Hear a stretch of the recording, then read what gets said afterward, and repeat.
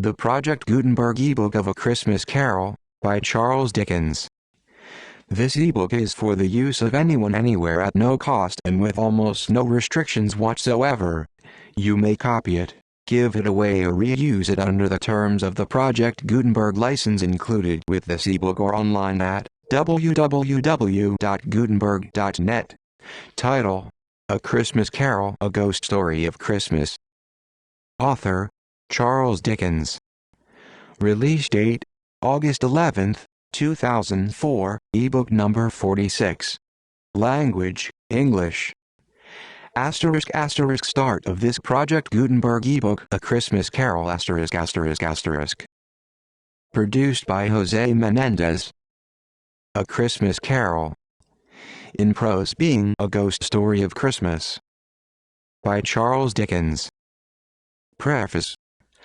I have endeavored in this ghostly little book to raise the ghost of an idea which shall not put my readers out of humor with themselves, with each other, with the season, or with me. May it haunt their houses pleasantly, and no one wish to lay it. Their faithful friend and servant, C.D. December, 1843. Contents. Stave I. Marley's Ghost Stave the second, the first of the three spirits stave the third, the second of the three spirits stave the fourth, the last of the spirits stave the fifth, the end of it. Stave I. Marley's Ghost. Marley was dead, to begin with. There is no doubt whatever about that. The register of his burial was signed by the clergyman, the clerk, the undertaker, and the chief mourner. Scrooge signed it, and Scrooge's name was good upon change, for anything he chose to put his hand to. Old Marley was as dead as a doornail. Mind, I don't mean to say that I know, of my own knowledge, what there is particularly dead about a doornail. I might have been inclined, myself, to regard a coffin nail as the deadest piece of ironmongery in the trade. But the wisdom of our ancestors is in the simile, and my unhallowed hands shall not disturb it, or the country's done for. You will therefore permit me to repeat, emphatically, that Marley was as dead as a doornail. Scrooge knew he was dead. Of course he did. How could it be otherwise? Scrooge and he were partners for I don't know how many years. Scrooge was his sole executor, his sole administrator, his sole assign, his sole residuary legatee, his sole friend, and sole mourner. And even Scrooge was not so dreadfully caught up by the sad event, but that he was an excellent man of business on the very day of the funeral, and solemnized it with an undoubted bargain. The mention of Marley's funeral brings me back to the point I started from. There is no doubt that Marley was dead. This must be distinctly understood, or nothing wonderful can come of the story I am going to relate.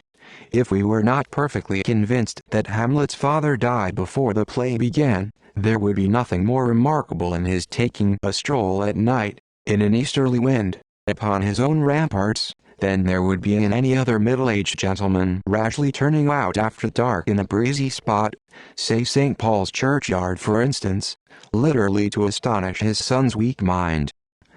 Scrooge never painted out old Marley's name.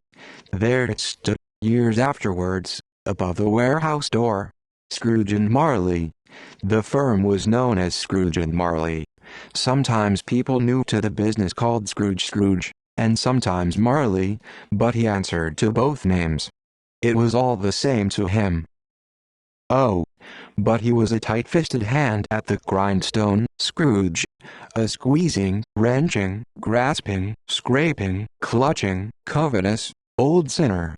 Hard and sharp as flint, from which no steel had ever struck out generous fire, secret, and self-contained, and solitary as an oyster.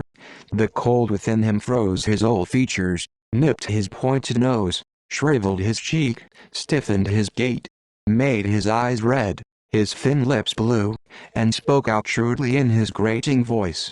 A frosty rime was on his head, and on his eyebrows, and his wiry chin, He carried his own low temperature always about with him. He iced his office in the dog days, and didn't thaw at 1 degree at Christmas. External heat and cold had little influence on Scrooge. No warmth could warm, no wintry weather chill him. No wind that blew was bitterer than he, no falling snow was more intent upon its purpose, no pelting rain less open to entreaty. Foul weather didn't know where to have him. The heaviest rain, and snow, and hail, and sleet, could boast of the advantage over him in only one respect. They often came down handsomely, and Scrooge never did. Nobody ever stopped him in the street to say, with gladsome looks, "My dear Scrooge, how are you? When will you come to see me?" No beggars implored him to bestow a trifle, no children asked him what it was o'clock, no man or woman ever once in all his life inquired the way to such and such a place, of Scrooge. Even the blind men's dogs appeared to know him, and when they saw him coming on, would tug their owners into doorways and up courts, and then would wag their tails as though they said, "No eye at all is better than an evil eye, dark master." But what did Scrooge care? It was the very thing he liked. To edge his way along the crowded paths of life, warning all human sympathy to keep its distance, was what the knowing ones call nuts to Scrooge. Once upon a time, of all the good days in the year, on Christmas Eve, old Scrooge sat busy in his counting-house. It was cold, bleak, biting weather, foggy withal, and he could hear the people in the court outside go wheezing up and down, beating their hands upon their breasts, and stamping their feet upon the pavement stones to warm them. The city clocks had only just gone 3, but it was quite dark already. It had not been light all day, and candles were flaring in the windows of the neighboring offices, like ruddy smears upon the palpable brown air. The fog came pouring in at every chink and keyhole, and was so dense without, that although the court was of the narrowest, the houses opposite were mere phantoms. To see the dingy cloud come drooping down, obscuring everything, one might have thought that nature lived hard by, and was brewing on a large scale. The door of Scrooge's counting-house was open that he might keep his eye upon his clerk, who in a dismal little cell beyond, a sort of tank, was copying letters. Scrooge had a very small fire, but the clerk's fire was so very much smaller that it looked like one coal. But he couldn't replenish it, for Scrooge kept the coal box in his own room, and so surely as the clerk came in with the shovel, the master predicted that it would be necessary for them to part. Wherefore the clerk put on his white comforter, and tried to warm himself at the candle, in which effort, not being the man of a strong imagination, he failed. "A Merry Christmas, Uncle! God save you!" cried a cheerful voice. It was the voice of Scrooge's nephew, who came upon him so quickly that this was the first intimation he had of his approach. "Bah!" said Scrooge, "humbug!"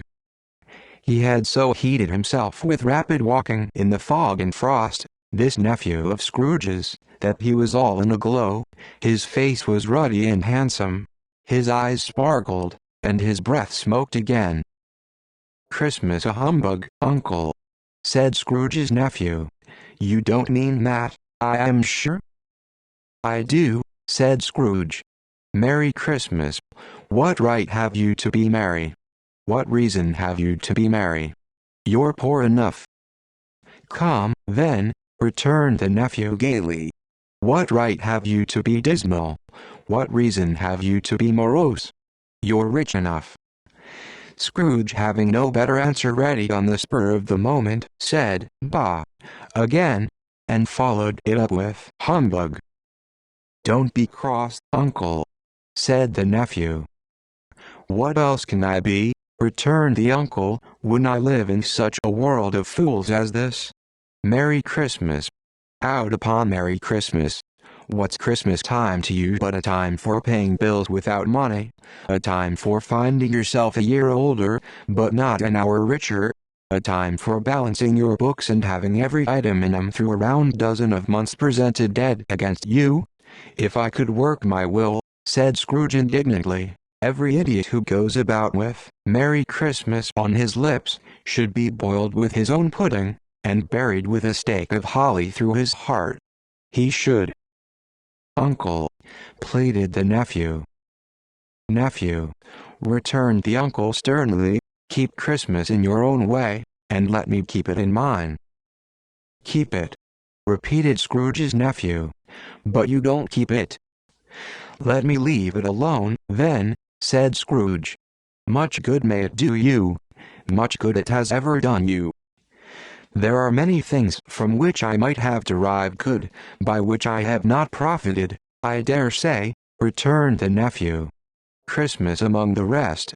But I am sure I have always thought of Christmas time, when it has come round, apart from the veneration due to its sacred name and origin, if anything belonging to it can be apart from that, as a good time, a kind, forgiving, charitable, pleasant time, the only time I know of, in the long calendar of the year, when men and women seem by one consent to open their shut-up hearts freely, and to think of people below them as if they really were fellow passengers to the grave, and not another race of creatures bound on other journeys.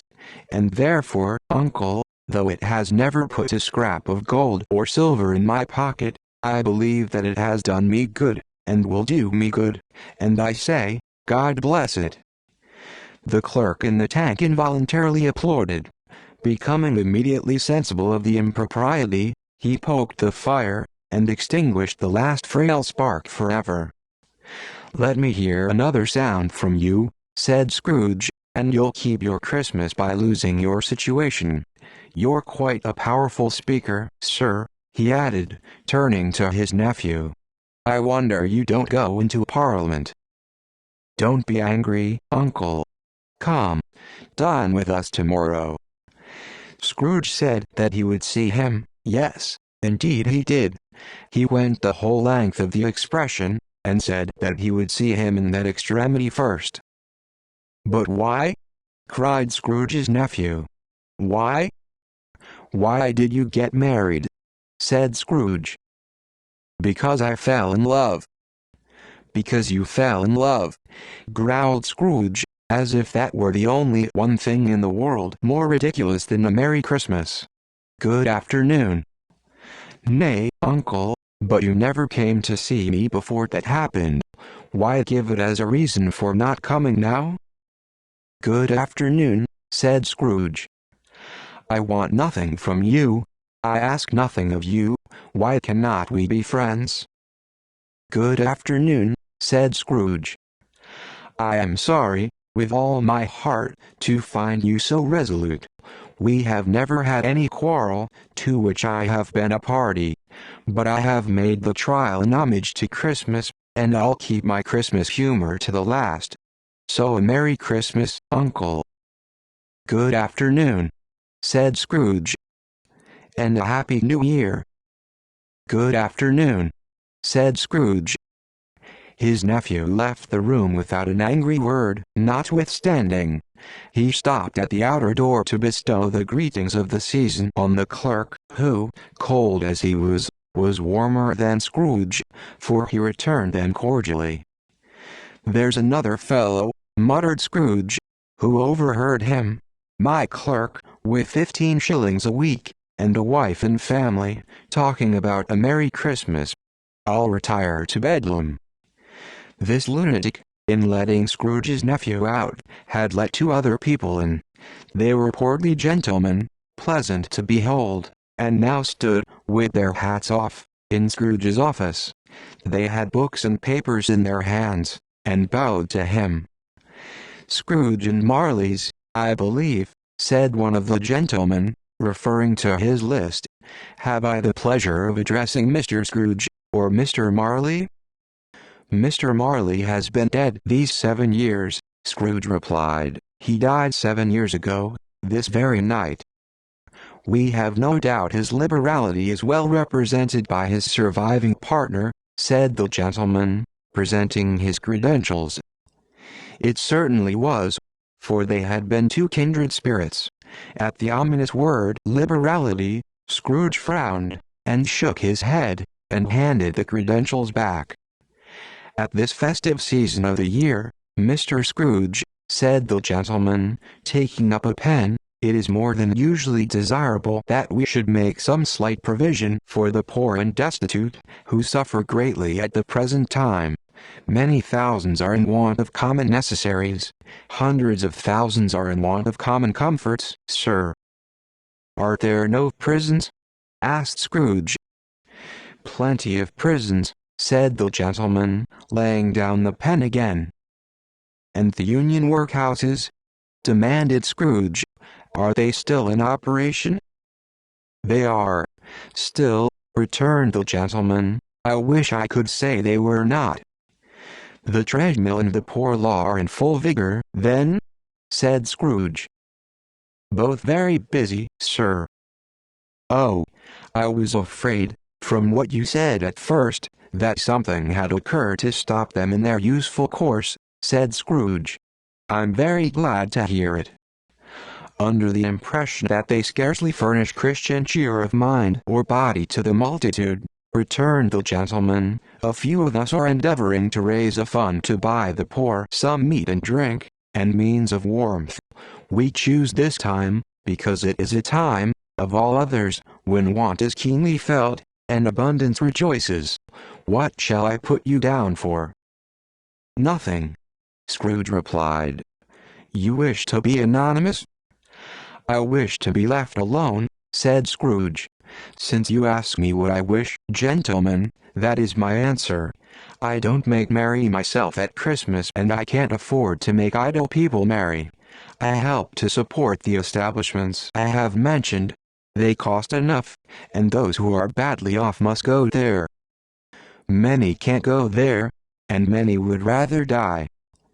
"If they would rather die," said Scrooge, "they had better do it, and decrease the surplus population. Besides, excuse me, I don't know that." "But you might know it," observed the gentleman. "It's not my business," Scrooge returned. "It's enough for a man to understand his own business, and not to interfere with other people's. Mine occupies me constantly. Good afternoon, gentlemen." Seeing clearly that it would be useless to pursue their point, the gentleman withdrew.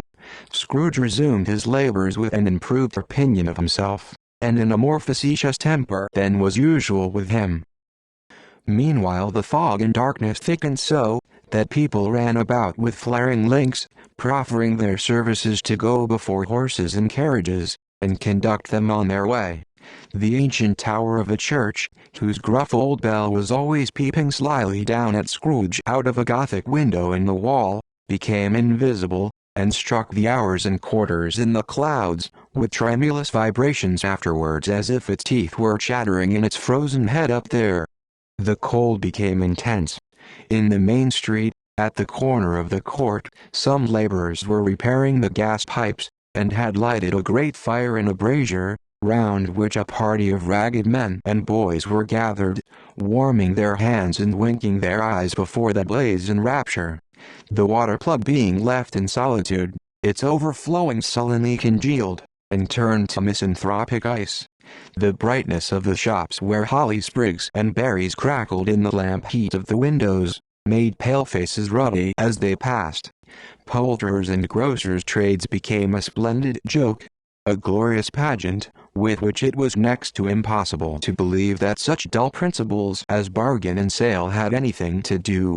The Lord Mayor, in the stronghold of the mighty mansion house, gave orders to his 50 cooks and butlers to keep Christmas as a Lord Mayor's household should, and even the little tailor, whom he had fined 5 shillings on the previous Monday for being drunk and bloodthirsty in the streets, stirred up tomorrow's pudding in his garret, while his lean wife and the baby sallied out to buy the beef. Foggier yet, and colder. Piercing, searching, biting cold. If the good Saint Dunstan had but nipped the evil spirit's nose with a touch of such weather as that, instead of using his familiar weapons, then indeed he would have roared to lusty purpose. The owner of one scant young nose, gnawed and mumbled by the hungry cold as bones are gnawed by dogs, stooped down at Scrooge's keyhole to regale him with a Christmas carol, but at the first sound of "God bless you, merry gentlemen, may nothing you dismay," Scrooge seized the ruler with such energy of action that the singer fled in terror, leaving the keyhole to the fog and even more congenial frost. At length the hour of shutting up the counting-house arrived. With an ill will Scrooge dismounted from his stool, and tacitly admitted the fact to the expectant clerk in the tank, who instantly snuffed his candle out, and put on his hat. "You'll want all day tomorrow, I suppose?" said Scrooge. "If quite convenient, sir." "It's not convenient," said Scrooge, "and it's not fair.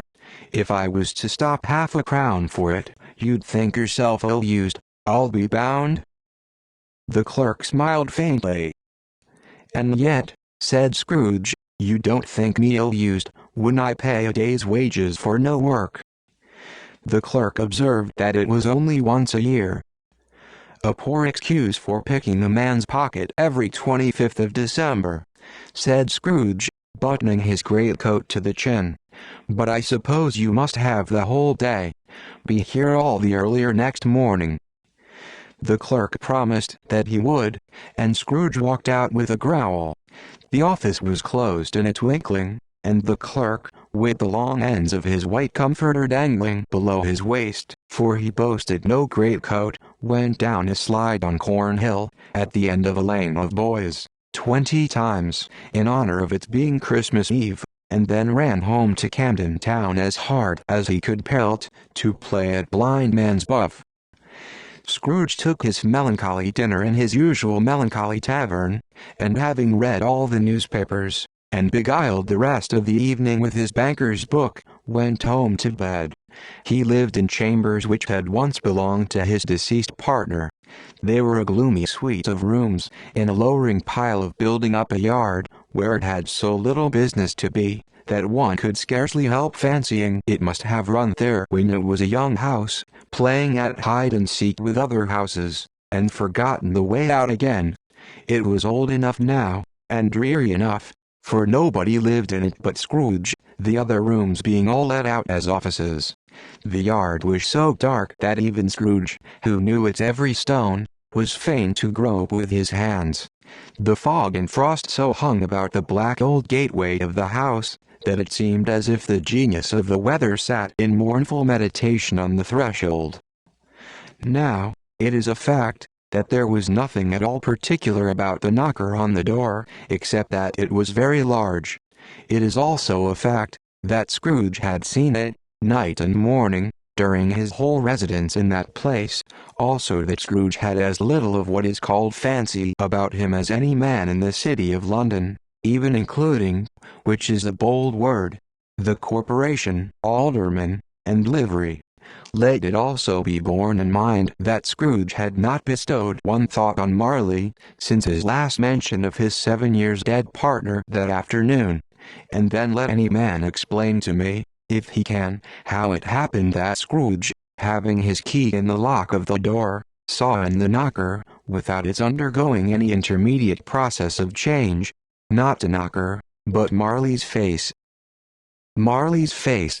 It was not an impenetrable shadow as the other objects in the yard were, but had a dismal light about it, like a bad lobster in a dark cellar. It was not angry or ferocious, but looked at Scrooge as Marley used to look, with ghostly spectacles turned up on its ghostly forehead.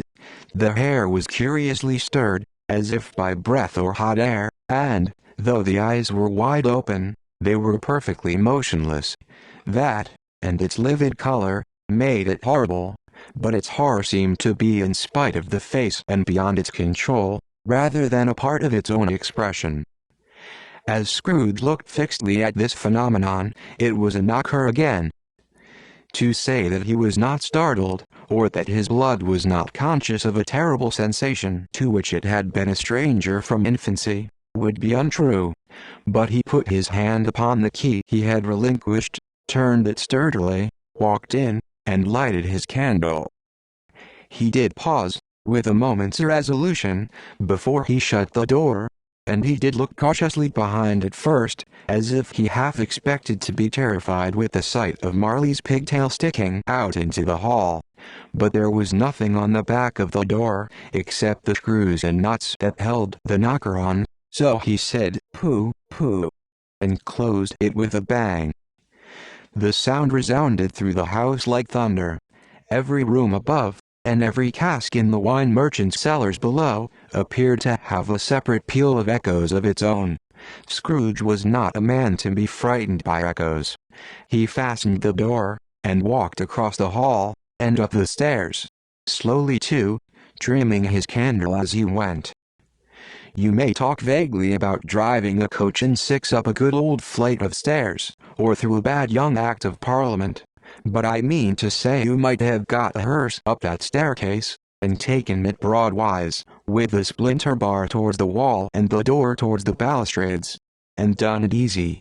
There was plenty of width for that, and room to spare, which is perhaps the reason why Scrooge thought he saw a locomotive hearse going on before him in the gloom. Half a dozen gas lamps out of the street wouldn't have lighted the entry too well, so you may suppose that it was pretty dark with Scrooge's dip. Up Scrooge went, not caring a button for that. Darkness is cheap, and Scrooge liked it. But before he shut his heavy door, he walked through his rooms to see that all was right. He had just enough recollection of the face to desire to do that. Sitting room, bedroom, lumber room.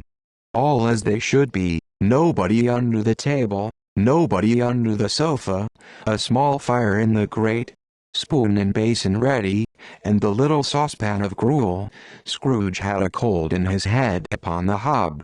Nobody under the bed, nobody in the closet, nobody in his dressing gown, which was hanging up in a suspicious attitude against the wall. Lumber room as usual. Old fire guard, old shoes, 2 fish baskets, washing stand on 3 legs, and a poker. Quite satisfied, he closed his door, and locked himself in, double-locked himself in, which was not his custom. Thus secured against surprise, he took off his cravat, put on his dressing gown and slippers, and his nightcap, and sat down before the fire to take his gruel. It was a very low fire indeed, nothing on such a bitter night. He was obliged to sit close to it, and brood over it, before he could extract the least sensation of warmth from such a handful of fuel. The fireplace was an old one, built by some Dutch merchant long ago, and paved all round with quaint Dutch tiles, designed to illustrate the scriptures.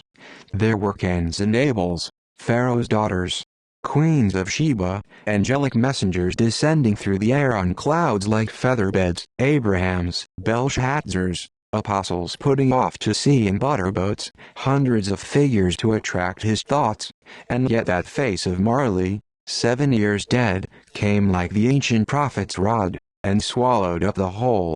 If each smooth tile had been a blank at first, with power to shape some picture on its surface from the disjointed fragments of his thoughts, there would have been a copy of old Marley's head on every one. "Humbug," said Scrooge, and walked across the room. After several turns, he sat down again.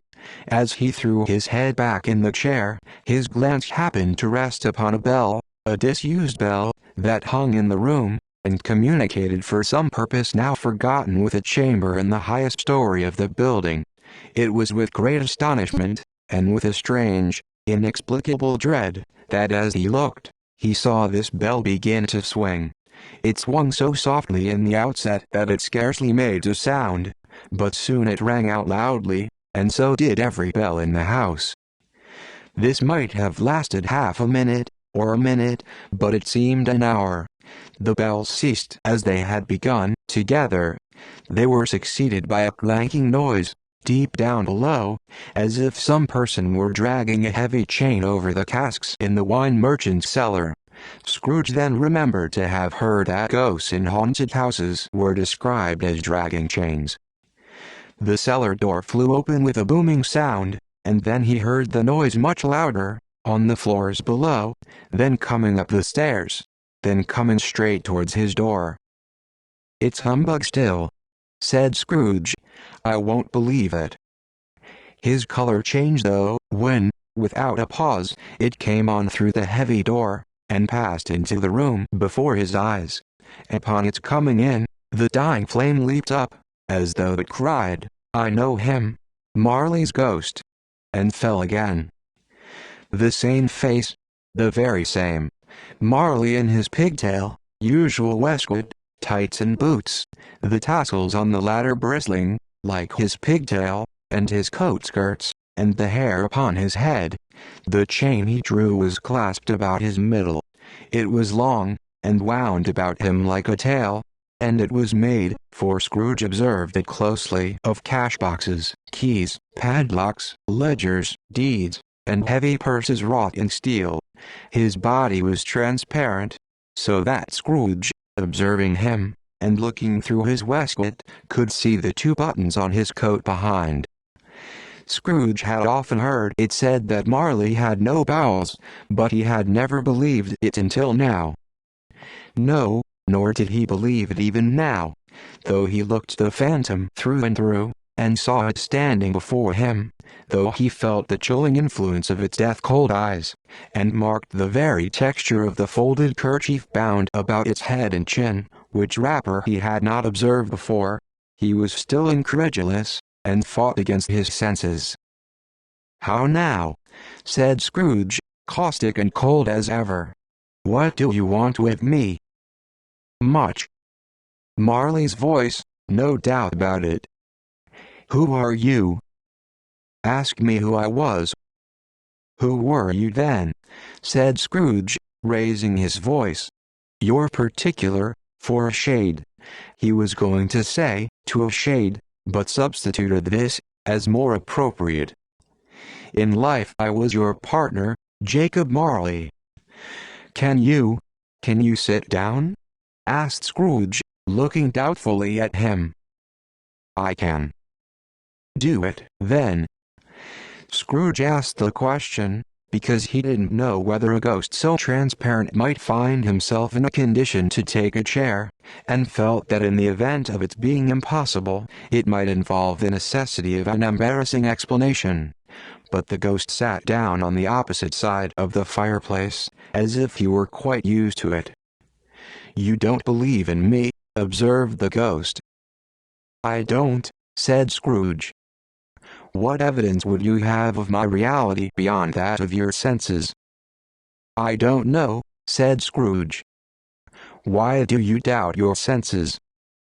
"Because," said Scrooge, "a little thing affects them.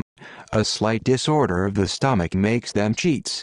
You may be an undigested bit of beef, a blot of mustard, a crumb of cheese, a fragment of an underdone potato.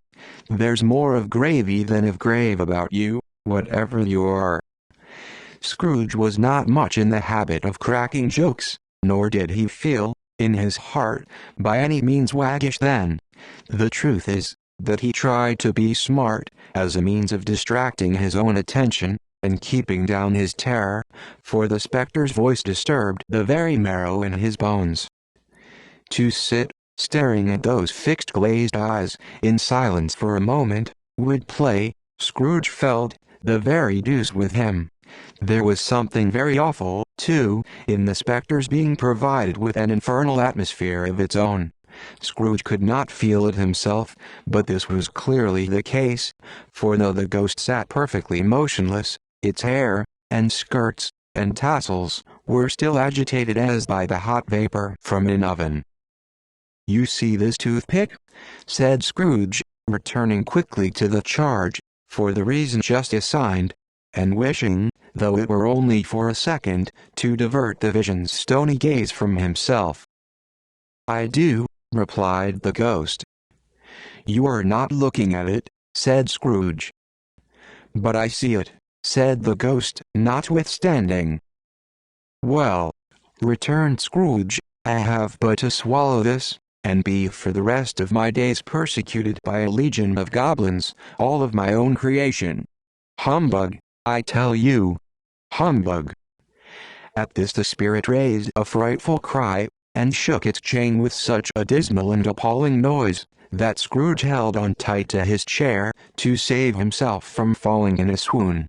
But how much greater was his horror, when the phantom, taking off the bandage round its head, as if it were too warm to wear indoors, its lower jaw dropped down upon its breast.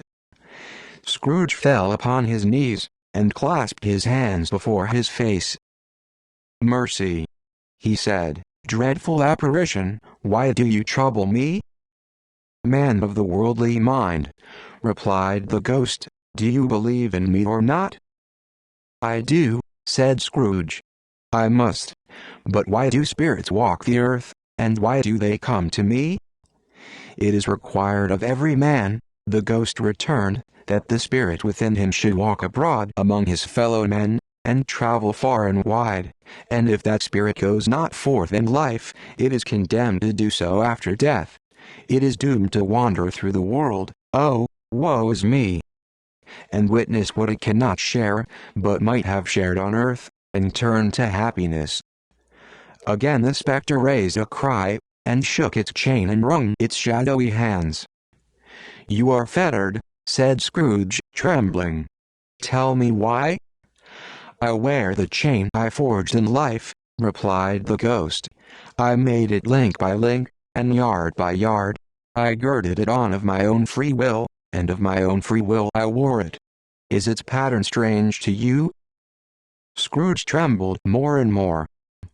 "Or would you know," pursued the ghost, "the weight and length of the strong coil you bear yourself? It was full as heavy and as long as this, 7 Christmas Eves ago. You have labored on it since. It is a ponderous chain." Scrooge glanced about him on the floor, in the expectation of finding himself surrounded by some 50 or 60 fathoms of iron cable, but he could see nothing. "Jacob," he said, imploringly, "old Jacob Marley, tell me more. Speak comfort to me, Jacob." "I have none to give," the ghost replied. "It comes from other regions, Ebenezer Scrooge, and is conveyed by other ministers, to other kinds of men. Nor can I tell you what I would. A very little more is all permitted to me. I cannot rest, I cannot stay, I cannot linger anywhere. My spirit never walked beyond our counting house mark me. In life my spirit never roved beyond the narrow limits of our money-changing hole, and weary journeys lie before me." It was a habit with Scrooge, whenever he became thoughtful, to put his hands in his breeches pockets. Pondering on what the ghost had said, he did so now, but without lifting up his eyes, or getting off his knees. "You must have been very slow about it, Jacob," Scrooge observed, in a business-like manner, though with humility and deference. "Slow," the ghost repeated. 7 years dead," mused Scrooge. "And traveling all the time." "The whole time," said the ghost. "No rest, no peace. Incessant torture of remorse." "You travel fast?" said Scrooge. "On the wings of the wind," replied the ghost. "You might have got over a great quantity of ground in 7 years," said Scrooge. The ghost, on hearing this, set up another cry, and clanked its chain so hideously in the dead silence of the night, that the ward would have been justified in indicting it for a nuisance. "Oh, captive, bound, and double-ironed," cried the phantom, "not to know that ages of incessant labor by immortal creatures, for this earth must pass into eternity before the good of which it is susceptible is all developed. Not to know that any Christian spirit working kindly in its little sphere, whatever it may be, will find its mortal life too short for its vast means of usefulness. Not to know that no space of regret can make amends for one life's opportunity misused. Yet such was I. Oh, such was I." "But you were always a good man of business, Jacob," faltered Scrooge, who now began to apply this to himself. "Business!" cried the ghost, wringing its hands again. "Mankind was my business. The common welfare was my business. Charity, mercy, forbearance, and benevolence were all my business. The dealings of my trade were but a drop of water in the comprehensive ocean of my business. It held up its chain at arm's length, as if that were the cause of all its unavailing grief, and flung it heavily upon the ground again. At this time of the rolling year, the spectre said, I suffer most. Why did I walk through crowds of fellow beings with my eyes turned down, and never raise them to that blessed star which led the wise men to a poor abode? Were there no poor homes to which its light would have conducted me? Scrooge was very much dismayed to hear the spectre going on at this rate, and began to quake exceedingly. Hear me, cried the ghost. My time is nearly gone. I will, said Scrooge, but don't be hard upon me. Don't be flowery, Jacob. Pray. How it is that I appear before you in a shape that you can see, I may not tell. I have sat invisible beside you many and many a day. It was not an agreeable idea. Scrooge shivered, and wiped the perspiration from his brow. That is no light part of my penance, pursued the ghost. I am here tonight to warn you that you have yet a chance and hope of escaping my fate, a chance and hope of my procuring Ebenezer. You were always a good friend to me, said Scrooge. Thank ye. You will be haunted, resumed the ghost, by 3 spirits. Scrooge's countenance fell almost as low as the ghost's had done. Is that the chance and hope you mentioned, Jacob? He demanded, in a faltering voice. It is. I think I'd rather not, said Scrooge. Without their visits, said the ghost, you cannot hope to shun the path I tread. Expect the first tomorrow, when the bell tolls 1. Couldn't I take 'em all at once, and have it over, Jacob? Hinted Scrooge. Expect the second on the next night at the same hour, the third upon the next night when the last stroke of 12 has ceased to vibrate.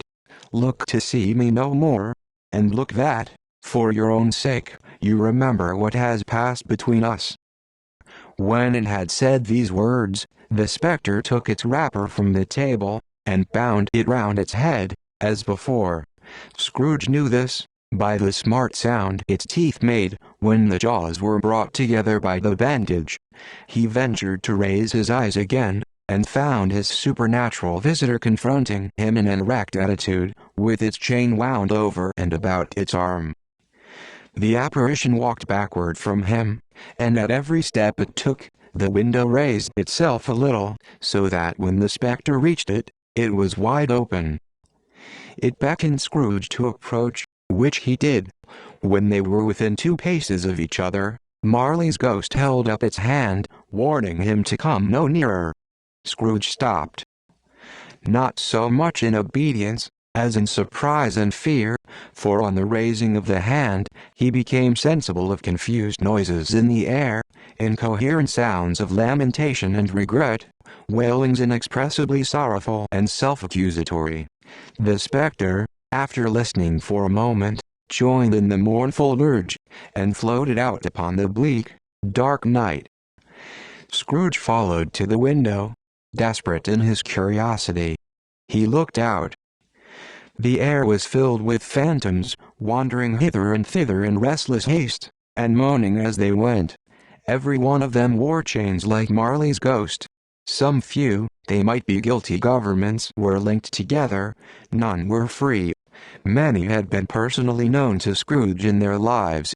He had been quite familiar with one old ghost, in a white waistcoat, with a monstrous iron safe attached to its ankle, who cried piteously at being unable to assist a wretched woman with an infant, whom it saw below, upon a doorstep. The misery with them all was, clearly, that they sought to interfere, for good, in human matters, and had lost the power forever. Whether these creatures faded into mist, or mist enshrouded them, he could not tell. But they and their spirit voices faded together, and the night became as it had been when he walked home. Scrooge closed the window, and examined the door by which the ghost had entered. It was double-locked, as he had locked it with his own hands, and the bolts were undisturbed. He tried to say "humbug," but stopped at the first syllable, and being, from the emotion he had undergone, or the fatigues of the day, or his glimpse of the invisible world, or the dull conversation of the ghost, or the lateness of the hour, much in need of repose, went straight to bed, without undressing, and fell asleep upon the instant.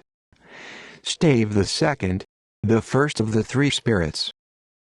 When Scrooge awoke, it was so dark, that looking out of bed, he could scarcely distinguish the transparent window from the opaque walls of his chamber. He was endeavoring to pierce the darkness with his ferret eyes, when the chimes of a neighboring church struck the 4 quarters. So he listened for the hour. To his great astonishment, the heavy bell went on from 6 to 7, and from 7 to 8, and regularly up to 12, then stopped. 12. It was past 2 when he went to bed. The clock was wrong. An icicle must have got into the works. 12.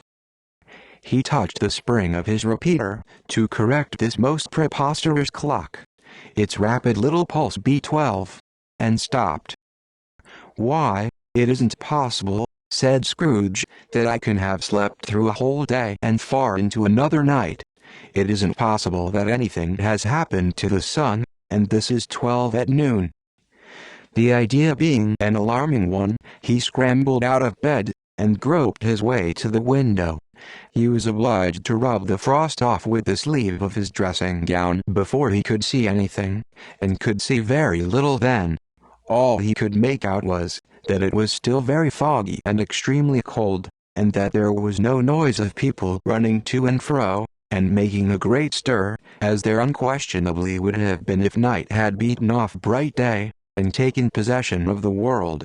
This was a great relief, because, 3 days after sight of this first of exchange paid to Mr. Ebenezer Scrooge or his order, and so forth, would have become a mere United States security if there were no days to count by. Scrooge went to bed again, and thought, and thought, and thought it over and over and over, and could make nothing of it. The more he thought, the more perplexed he was, and the more he endeavored not to think, the more he thought. Marley's ghost bothered him exceedingly. Every time he resolved within himself, after mature inquiry, that it was all a dream, his mind flew back again, like a strong spring released, to its first position, and presented the same problem to be worked all through: was it a dream or not? Scrooge lay in this state until the chime had gone 3 quarters more, when he remembered, on a sudden, that the ghost had warned him of a visitation when the bell tolled 1. He resolved to lie awake until the hour was past, and, considering that he could no more go to sleep than go to heaven, this was perhaps the wisest resolution in his power. The quarter was so long, that he was more than once convinced he must have sunk into a doze unconsciously, and missed the clock. At length it broke upon his listening ear. Ding dong. "A quarter past," said Scrooge, counting. Ding dong. "Half past," said Scrooge. Ding dong. "A quarter to it," said Scrooge. Ding dong. "The hour itself," said Scrooge, triumphantly, "and nothing else." He spoke before the hour bell sounded, which it now did with a deep, dull, hollow, melancholy one.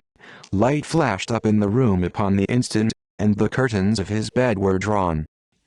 The curtains of his bed were drawn aside, I tell you, by a hand.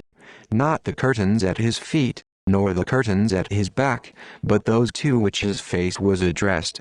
The curtains of his bed were drawn aside, and Scrooge, starting up into a half-recumbent attitude, found himself face to face with the unearthly visitor who drew them, as close to it as I am now to you, and I am standing in the spirit at your elbow. It was a strange figure, like a child, yet not so like a child as like an old man, viewed through some supernatural medium, which gave him the appearance of having receded from the view, and being diminished to a child's proportions. Its hair, which hung about its neck and down its back, was white as if with age, and yet the face had not a wrinkle in it, and the tenderest bloom was on the skin.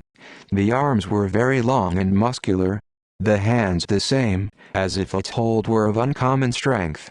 Its legs and feet, most delicately formed, were, like those upper members, bare. It wore a tunic of the purest white, and round its waist was bound a lustrous belt, the sheen of which was beautiful.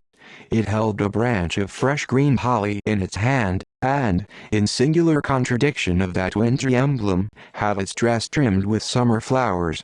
But the strangest thing about it was, that from the crown of its head there sprung a bright clear jet of light, by which all this was visible, and which was doubtless the occasion of its using, in its duller moments, a great extinguisher for a cap, which it now held under its arm.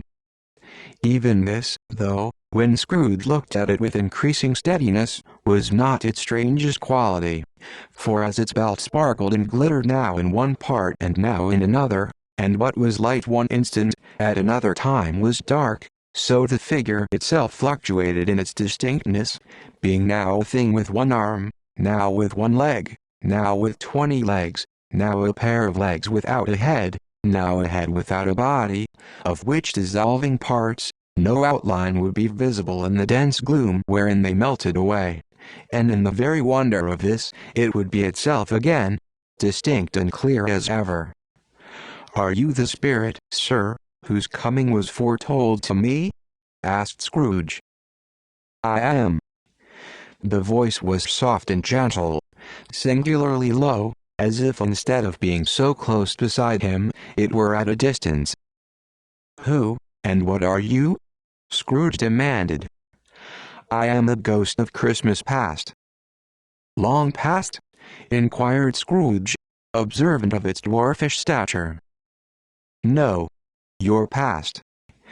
Perhaps Scrooge could not have told anybody why, if anybody could have asked him, but he had a special desire to see the spirit in his cap, and begged him to be covered. "What?" exclaimed the ghost, "would you so soon put out, with worldly hands, the light I give? Is it not enough that you are one of those whose passions made this cap, and force me through whole trains of years to wear it low upon my brow?" Scrooge reverently disclaimed all intention to offend or any knowledge of having wilfully bonneted the spirit at any period of his life. He then made bold to inquire what business brought him there. "Your welfare," said the ghost. Scrooge expressed himself much obliged, but could not help thinking that a night of unbroken rest would have been more conducive to that end. The spirit must have heard him thinking, for it said immediately, "Your reclamation, then. Take heed." It put out its strong hand as it spoke, and clasped him gently by the arm. "Rise, and walk with me." It would have been in vain for Scrooge to plead that the weather and the hour were not adapted to pedestrian purposes. That bed was warm, and the thermometer a long way below freezing, that he was clad but lightly in his slippers, dressing gown, and nightcap, and that he had a cold upon him at that time. The grasp, though gentle as a woman's hand, was not to be resisted. He rose, but finding that the spirit made towards the window, clasped his robe in supplication. "I am a mortal," Scrooge remonstrated, "and liable to fall." "Bear but a touch of my hand there," said the spirit, laying it upon his heart, "and you shall be upheld in more than this." As the words were spoken, they passed through the wall, and stood upon an open country road, with fields on either hand. The city had entirely vanished. Not a vestige of it was to be seen. The darkness and the mist had vanished with it, for it was a clear, cold, winter day, with snow upon the ground. "Good heaven!" said Scrooge, clasping his hands together, as he looked about him. "I was bred in this place. I was a boy here." The spirit gazed upon him mildly. Its gentle touch, though it had been light and instantaneous, appeared still present to the old man's sense of feeling. He was conscious of 1,000 odors floating in the air, each one connected with 1,000 thoughts, and hopes, and joys, and cares long, long forgotten. "Your lip is trembling," said the ghost. "And what is that upon your cheek?" Scrooge muttered, with an unusual catching in his voice, that it was a pimple, and begged the ghost to lead him where he would. "You recollect the way?" inquired the spirit. "Remember it," cried Scrooge with fervor. "I could walk it blindfold." "Strange to have forgotten it for so many years," observed the ghost. "Let us go on." They walked along the road, Scrooge recognizing every gate, and post, and tree, until a little market town appeared in the distance, with its bridge, its church, and winding river. Some shaggy ponies now were seen trotting towards them with boys upon their backs, who called to other boys in country gigs and carts, driven by farmers. All these boys were in great spirits, and shouted to each other, until the broad fields were so full of merry music, that the crisp air laughed to hear it. "These are but shadows of the things that have been," said the ghost. "They have no consciousness of us." The jocund travelers came on, and as they came, Scrooge knew and named them every one. Why was he rejoiced beyond all bounds to see them? Why did his cold eye glisten, and his heart leap up as they went past? Why was he filled with gladness when he heard them give each other Merry Christmas, as they parted at crossroads and byways, for their several homes? What was Merry Christmas to Scrooge? Out upon Merry Christmas! What good had it ever done to him? "The school is not quite deserted," said the ghost.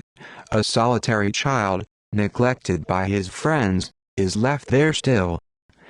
Scrooge said he knew it. And he sobbed. They left the high road, by a well-remembered lane, and soon approached a mansion of dull red brick, with a little weathercock-surmounted cupola on the roof, and a bell hanging in it.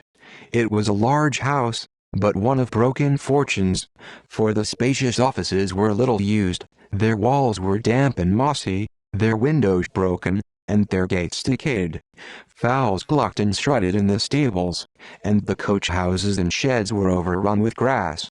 Nor was it more retentive of its ancient state within, for entering the dreary hall, and glancing through the open doors of many rooms, they found them poorly furnished, cold, and vast. There was an earthy savor in the air, a chilly bareness in the place, which associated itself somehow with too much getting up by candlelight, and not too much to eat. They went, the ghost and Scrooge, across the hall, to a door at the back of the house. It opened before them, and disclosed a long, bare, melancholy room, made barer still by lines of plain deal forms and desks.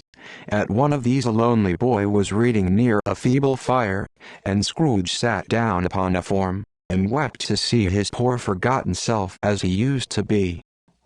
Not a latent echo in the house, not a squeak and scuffle from the mice behind the paneling, not a drip from the half-thawed waterspout in the dull yard behind, not a sigh among the leafless boughs of one despondent poplar, not the idle swinging of an empty storehouse door, no, not a clicking in the fire, but fell upon the heart of Scrooge with a softening influence, and gave a freer passage to his tears.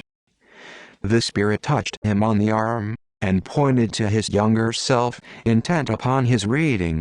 Suddenly a man, in foreign garments, wonderfully real and distinct to look at, stood outside the window, with an axe stuck in his belt, and leading by the bridle an ass laden with wood.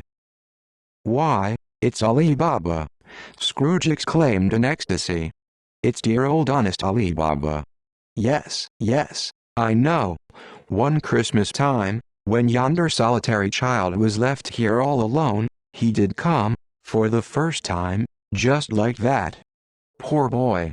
And Valentine," said Scrooge, "and his wild brother, Orson, there they go. And what's his name, who was put down in his drawers, asleep, at the gate of Damascus? Don't you see him? And the Sultan's groom turned upside down by the genie, there he is upon his head. Serve him right. I'm glad of it. What business had he to be married to the princess?" To hear Scrooge expending all the earnestness of his nature on such subjects, in a most extraordinary voice between laughing and crying, and to see his heightened and excited face, would have been a surprise to his business friends in the city, indeed. "There's the parrot!" cried Scrooge, green body and yellow tail, with a thing like a lettuce growing out of the top of his head. "There he is! Poor Robin Crusoe, he called him, when he came home again after sailing round the island.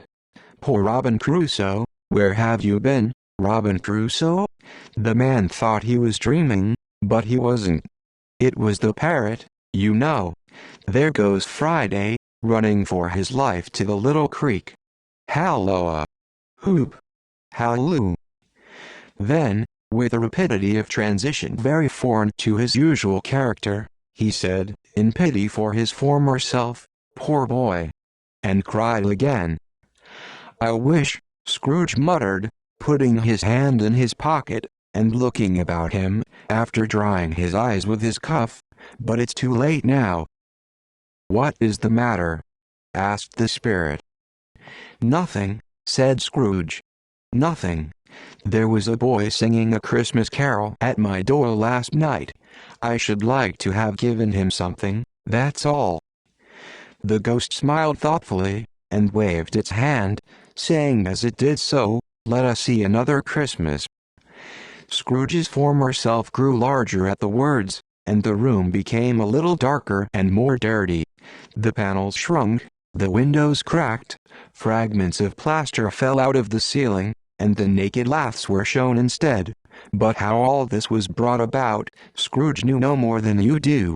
He only knew that it was quite correct, that everything had happened so, that there he was, alone again, when all the other boys had gone home for the jolly holidays. He was not reading now, but walking up and down despairingly. Scrooge looked at the ghost, and with a mournful shaking of his head, glanced anxiously towards the door. It opened, and the little girl, much younger than the boy, came darting in, and putting her arms about his neck, and often kissing him, addressed him as her "dear, dear brother." "I have come to bring you home, dear brother," said the child, clapping her tiny hands, and bending down to laugh. "To bring you home, home, home." "Home, little Fan?" returned the boy. "Yes," said the child, brimful of glee. "Home, for good and all. Home, forever and ever. Father is so much kinder than he used to be, that home's like heaven. He spoke so gently to me one dear night when I was going to bed, that I was not afraid to ask him once more if you might come home. And he said yes, you should, and sent me in a coach to bring you. And you're to be a man," said the child, opening her eyes, "and are never to come back here. But first, we're to be together all the Christmas long, and have the merriest time in all the world." "You are quite a woman, little Fan," exclaimed the boy.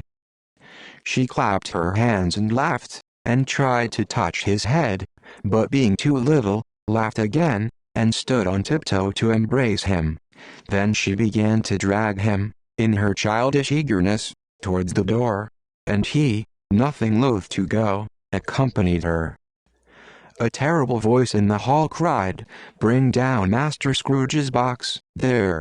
And in the hall appeared the schoolmaster himself, who glared on Master Scrooge with a ferocious condescension, and threw him into a dreadful state of mind by shaking hands with him. He then conveyed him and his sister into the veriest old well of a shivering best parlor that ever was seen, where the maps upon the wall, and the celestial and terrestrial globes in the windows, were waxy with cold. Here he produced a decanter of curiously light wine, and a block of curiously heavy cake, and administered installments of those dainties to the young people, at the same time, sending out a meager servant to offer a glass of something to the postboy, who answered that he thanked the gentleman, but if it was the same tap as he had tasted before, he had rather not. Master Scrooge's trunk being by this time tied on to the top of the chaise, the children bade the schoolmaster goodbye right willingly, and getting into it, drove gaily down the garden sweep, the quick wheels dashing the hoarfrost and snow from off the dark leaves of the evergreens like spray. Always a delicate creature, whom a breath might have withered, said the ghost. But she had a large heart. So she had, cried Scrooge. You're right. I will not gainsay it, spirit. God forbid. She died a woman, said the ghost, and had, as I think, children. One child, Scrooge returned. True, said the ghost. Your nephew. Scrooge seemed uneasy in his mind, and answered briefly, yes. Although they had but that moment left the school behind them, they were now in the busy thoroughfares of a city, where shadowy passengers passed and repassed, where shadowy carts and coaches battled for the way, and all the strife and tumult of a real city were. It was made plain enough, by the dressing of the shops, that here too it was Christmas time again. But it was evening, and the streets were lighted up. The ghost stopped at a certain warehouse door, and asked Scrooge if he knew it. Know it, said Scrooge. Was I apprenticed here? They went in, at sight of an old gentleman in a Welsh wig, sitting behind such a high desk, that if he had been 2 inches taller he must have knocked his head against the ceiling. Scrooge cried in great excitement. Why, it's old Fezziwig! Bless his heart, it's Fezziwig alive again! Old Fezziwig laid down his pen, and looked up at the clock, which pointed to the hour of 7. He rubbed his hands, adjusted his capacious waistcoat, laughed all over himself, from his shoes to his organ of benevolence, and called out in a comfortable, oily, rich, fat, jovial voice. Yo-ho, there! Ebenezer! Dick! Scrooge's former self, now grown a young man, came briskly in, accompanied by his fellow apprentice. Dick Wilkins, to be sure, said Scrooge to the ghost. Bless me, yes. There he is. He was very much attached to me, was Dick. Poor Dick. Dear, dear. Yo-ho, my boys, said Fezziwig. No more work tonight. Christmas Eve, Dick. Christmas, Ebenezer. Let's have the shutters up, cried old Fezziwig, with a sharp clap of his hands, before a man can say Jack Robinson. You wouldn't believe how those 2 fellows went at it. They charged into the street with the shutters, 1, 2, 3, had 'em up in their places, 4, 5, 6, barred 'em and pinned 'em, 7, 8, 9, and came back before you could have got to 12, panting like racehorses. Hilly-ho! Cried old Fezziwig, skipping down from the high desk, with wonderful agility. Clear away, my lads, and let's have lots of room here. Hilly-ho, Dick! Cheer up, Ebenezer! Clear away. There was nothing they wouldn't have cleared away, or couldn't have cleared away, with old Fezziwig looking on. It was done in a minute. Every movable was packed off, as if it were dismissed from public life forevermore. The floor was swept and watered, the lamps were trimmed, fuel was heaped upon the fire, and the warehouse was as snug, and warm, and dry, and bright a ballroom, as you would desire to see upon a winter's night. In came a fiddler with a music book, and went up to the lofty desk, and made an orchestra of it, and tuned like 50 stomachaches. In came Mrs. Fezziwig, one vast substantial smile. In came the 3 Miss Fezziwigs, beaming and lovable. In came the 6 young followers whose hearts they broke. In came all the young men and women employed in the business. In came the housemaid, with her cousin, the baker. In came the cook, with her brother's particular friend, the milkman. In came the boy from over the way, who was suspected of not having board enough from his master, trying to hide himself behind the girl from next door but one, who was proved to have had her ears pulled by her mistress.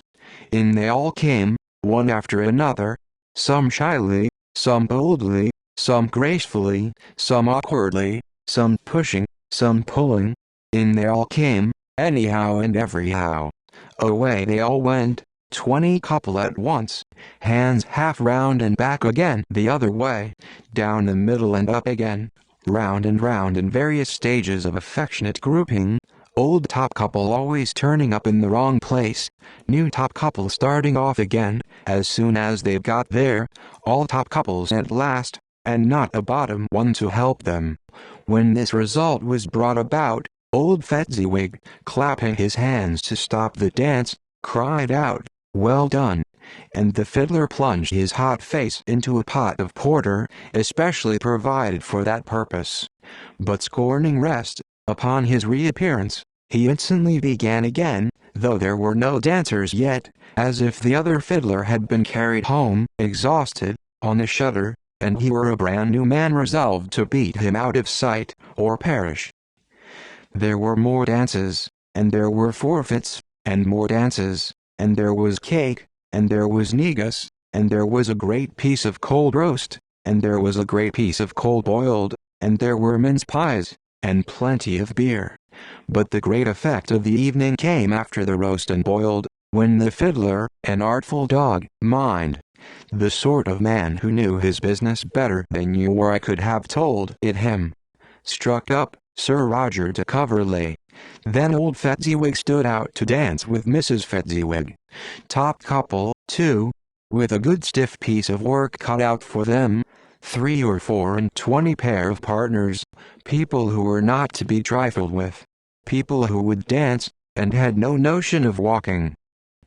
But if they had been twice as many, 4 times, old Fezziwig would have been a match for them, and so would Mrs. Fezziwig. As to her, she was worthy to be his partner in every sense of the term. If that's not high praise, tell me higher, and I'll use it. A positive light appeared to issue from Fezziwig's calves. They shone in every part of the dance like moons. You couldn't have predicted, at any given time, what would have become of them next. And when old Fezziwig and Mrs. Fezziwig had gone all through the dance, advance and retire, both hands to your partner, bow and curtsy, corkscrew, thread and needle, and back again to your place, Fezziwig cut so deftly, that he appeared to wink with his legs, and came upon his feet again without a stagger. When the clock struck 11, this domestic ball broke up. Mr. and Mrs. Fezziwig took their stations, one on either side of the door, and shaking hands with every person individually as he or she went out, wished him or her a Merry Christmas. When everybody had retired but the 2 prentices, they did the same to them, and thus the cheerful voices died away, and the lads were left to their beds, which were under a counter in the back shop. During the whole of this time, Scrooge had acted like a man out of his wits. His heart and soul were in the scene, and with his former self. He corroborated everything, remembered everything, enjoyed everything, and underwent the strangest agitation. It was not until now, when the bright faces of his former self and Dick were turned from them, that he remembered the ghost, and became conscious that it was looking full upon him, while the light upon its head burned very clear. "A small matter," said the ghost, "to make these silly folks so full of gratitude." "Small," echoed Scrooge. The spirit signed to him to listen to the 2 apprentices, who were pouring out their hearts in praise of Fezziwig, and when he had done so, said, "Why, is it not? He has spent but a few pounds of your mortal money, 3 or 4 perhaps. Is that so much that he deserves this praise?" "It isn't that," said Scrooge, heated by the remark, and speaking unconsciously like his former, not his latter, self. "It isn't that, spirit. He has the power to render us happy or unhappy, to make our service light or burdensome, a pleasure or a toil. Say that his power lies in words and looks, in things so slight and insignificant that it is impossible to add and count them up. What then? The happiness he gives is quite as great as if it cost a fortune." He felt the spirit's glance, and stopped. "What is the matter?" asked the ghost. "Nothing particular," said Scrooge. "Something, I think?" the ghost insisted. "No," said Scrooge, "no. I should like to be able to say a word or two to my clerk just now. That's all." His former self turned down the lamps as he gave utterance to the wish, and Scrooge and the ghost again stood side by side in the open air. "My time grows short," observed the spirit. "Quick." This was not addressed to Scrooge, or to anyone whom he could see, but it produced an immediate effect. For again Scrooge saw himself. He was older now, a man in the prime of life. His face had not the harsh and rigid lines of later years, but it had begun to wear the signs of care and avarice. There was an eager, greedy, restless motion in the eye, which showed the passion that had taken root, and where the shadow of the growing tree would fall. He was not alone, but sat by the side of a fair young girl in a mourning dress, in whose eyes there were tears, which sparkled in the light that shone out of the ghost of Christmas past. "It matters little," she said softly. "To you, very little. Another idol has displaced me, and if it can cheer and comfort you in time to come, as I would have tried to do, I have no just cause to grieve." "What idol has displaced you?" he rejoined. "A golden one." "This is the even-handed dealing of the world," he said. "There is nothing on which it is so hard as poverty, and there is nothing it professes to condemn with such severity as the pursuit of wealth." "You fear the world too much," she answered gently. "All your other hopes have merged into the hope of being beyond the chance of its sordid reproach. I have seen your nobler aspirations fall off one by one, until the master passion, gain, engrosses you. Have I not?" "What then?" he retorted. "Even if I have grown so much wiser, what then? I am not changed towards you." She shook her head. "Am I? Our contract is an old one. It was made when we were both poor and content to be so, until, in good season, we could improve our worldly fortune by our patient industry. You are changed. When it was made, you were another man." "I was a boy," he said impatiently. "Your own feeling tells you that you were not what you are," she returned. "I am. That which promised happiness when we were one in heart, is fraught with misery now that we are two. How often and how keenly I have thought of this, I will not say. It is enough that I have thought of it, and can release you." "Have I ever sought release?" "In words? No. Never." "In what, then?" "In a changed nature, in an altered spirit, in another atmosphere of life, another hope as its great end, in everything that made my love of any worth or value in your sight. If this had never been between us," said the girl, looking mildly, but with steadiness, upon him, "tell me, would you seek me out and try to win me now?" "Ah, no." He seemed to yield to the justice of this supposition, in spite of himself. But he said with a struggle, "You think not?" "I would gladly think otherwise if I could," she answered. "Heaven knows. When I have learned a truth like this, I know how strong and irresistible it must be. But if you were free today, tomorrow, yesterday, can even I believe that you would choose a dowerless girl? You who, in your very confidence with her, weigh everything by gain, or, choosing her, if for a moment you were false enough to your one guiding principle to do so, do I not know that your repentance and regret would surely follow? I do, and I release you, with a full heart, for the love of him you once were." He was about to speak, but with her head turned from him, she resumed. "You may. The memory of what is past half makes me hope you will have pain in this, a very, very brief time, and you will dismiss the recollection of it, gladly, as an unprofitable dream, from which it happened well that you awoke. May you be happy in the life you have chosen." She left him, and they parted. "Spirit," said Scrooge, "show me no more. Conduct me home. Why do you delight to torture me?" "One shadow more," exclaimed the ghost. "No more," cried Scrooge. "No more. I don't wish to see it. Show me no more." But the relentless ghost pinioned him in both his arms, and forced him to observe what happened next.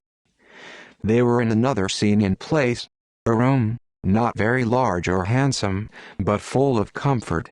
Near to the winter fire sat a beautiful young girl, so like that last that Scrooge believed it was the same, until he saw her, now a comely matron, sitting opposite her daughter. The noise in this room was perfectly tumultuous, for there were more children there than Scrooge in his agitated state of mind could count, and, unlike the celebrated herd in the poem, they were not 40 children conducting themselves like one, but every child was conducting itself like 40. The consequences were uproarious beyond belief, but no one seemed to care. On the contrary, the mother and daughter laughed heartily, and enjoyed it very much, and the latter, soon beginning to mingle in the sports, got pillaged by the young brigands most ruthlessly. What would I not have given to be one of them? Though I never could have been so rude. No, no, I wouldn't for the wealth of all the world have crushed that braided hair, and torn it down, and for the precious little shoe, I wouldn't have plucked it off, God bless my soul, to save my life. As to measuring her waist in sport, as they did, bold young brood, I couldn't have done it. I should have expected my arm to have grown round it for a punishment, and never come straight again.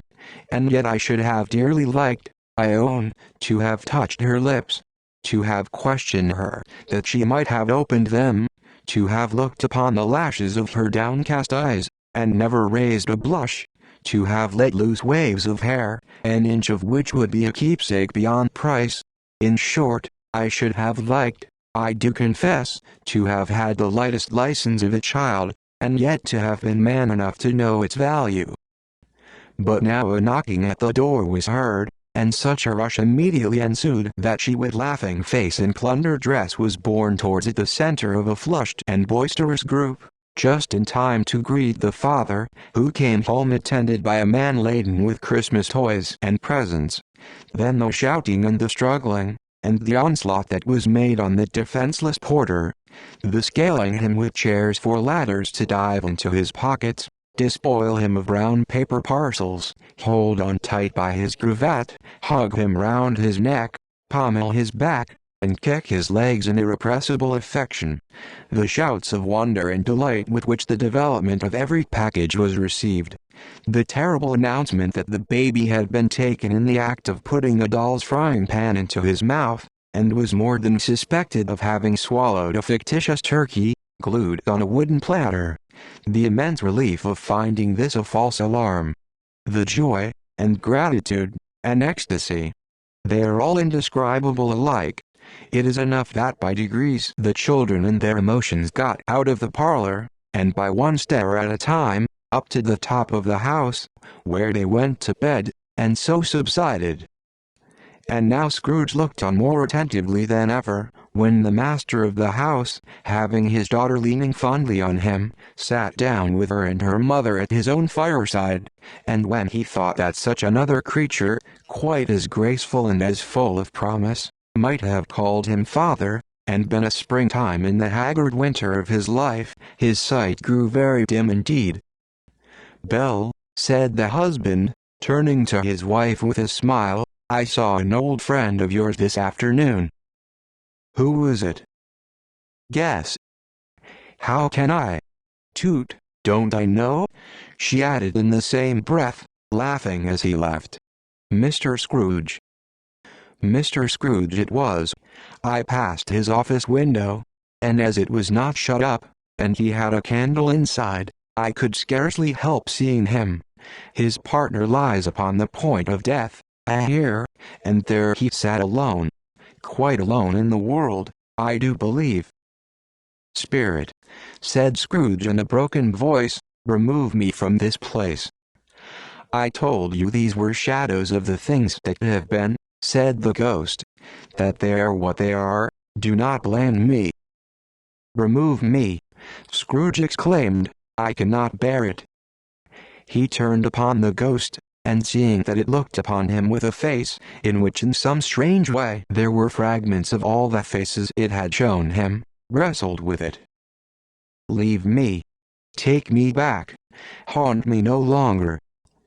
In the struggle, if that can be called a struggle in which the ghost with no visible resistance on its own part was undisturbed by any effort of its adversary, Scrooge observed that its light was burning high and bright, and dimly connecting that with its influence over him, he seized the extinguisher cap, and by a sudden action pressed it down upon its head.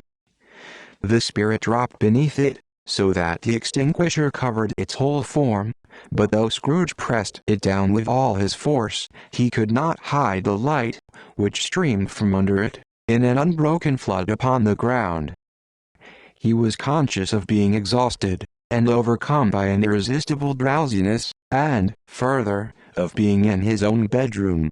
He gave the cap a parting squeeze, in which his hand relaxed, and had barely time to reel to bed, before he sank into a heavy sleep. Stave the third, the second of the three spirits. Awaking in the middle of a prodigiously tough snore, and sitting up in bed to get his thoughts together, Scrooge had no occasion to be told that the bell was again upon the stroke of 1. He felt that he was restored to consciousness in the right nick of time, for the especial purpose of holding a conference with the second messenger dispatched to him through Jacob Marley's intervention. But finding that he turned uncomfortably cold when he began to wonder which of his curtains this new spectre would draw back, he put them every one aside with his own hands, and lying down again, established a sharp lookout all round the bed, for he wished to challenge the spirit on the moment of its appearance, and did not wish to be taken by surprise, and made nervous.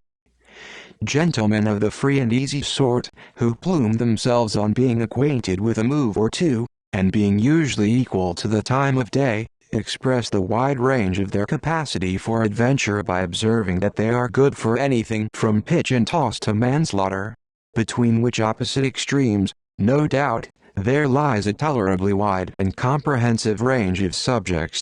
Without venturing for Scrooge quite as heartily as this, I don't mind calling on you to believe that he was ready for a good broad field of strange appearances, and that nothing between a baby and rhinoceros would have astonished him very much. Now, being prepared for almost anything, he was not by any means prepared for nothing, and, consequently, when the bell struck 1, and no shape appeared, he was taken with a violent fit of trembling. 5 minutes, 10 minutes, a quarter of an hour went by, yet nothing came. All this time, he lay upon his bed, the very core and center of a blaze of ruddy light, which streamed upon it when the clock proclaimed the hour, and which, being only light, was more alarming than a dozen ghosts, as he was powerless to make out what it meant, or would be at, and was sometimes apprehensive that he might be at that very moment an interesting case of spontaneous combustion, without having the consolation of knowing it. At last, however, he began to think, as you or I would have thought at first, for it is always the person not in the predicament who knows what ought to have been done in it, and would unquestionably have done it too.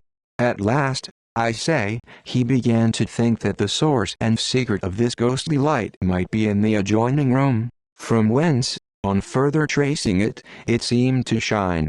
This idea taking full possession of his mind, he got up softly and shuffled in his slippers to the door. The moment Scrooge's hand was on the lock, a strange voice called him by his name, and bade him enter. He obeyed. It was his own room. There was no doubt about that. But it had undergone a surprising transformation. The walls and ceiling were so hung with living green, that it looked a perfect grove, from every part of which, bright gleaming berries glistened. The crisp leaves of holly, mistletoe, and ivy reflected back the light, as if so many little mirrors had been scattered there, and such a mighty blaze went roaring up the chimney, as that dull petrification of a hearth had never known in Scrooge's time, or Marley's, or for many and many a winter season gone.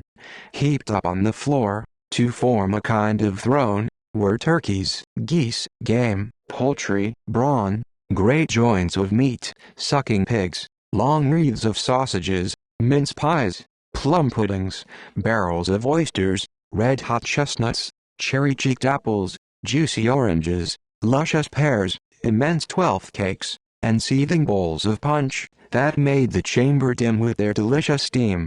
In easy state upon this couch, there sat a jolly giant, glorious to see, who bore a glowing torch, in shape not unlike Pliny's horn, and held it up, high up, to shed its light on Scrooge, as he came peeping round the door.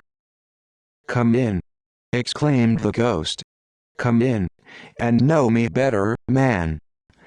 Scrooge entered timidly, and hung his head before this spirit.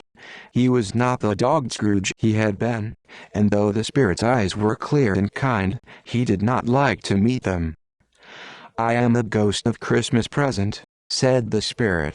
"Look upon me." Scrooge reverently did so. It was clothed in one simple green robe, or mantle, bordered with white fur.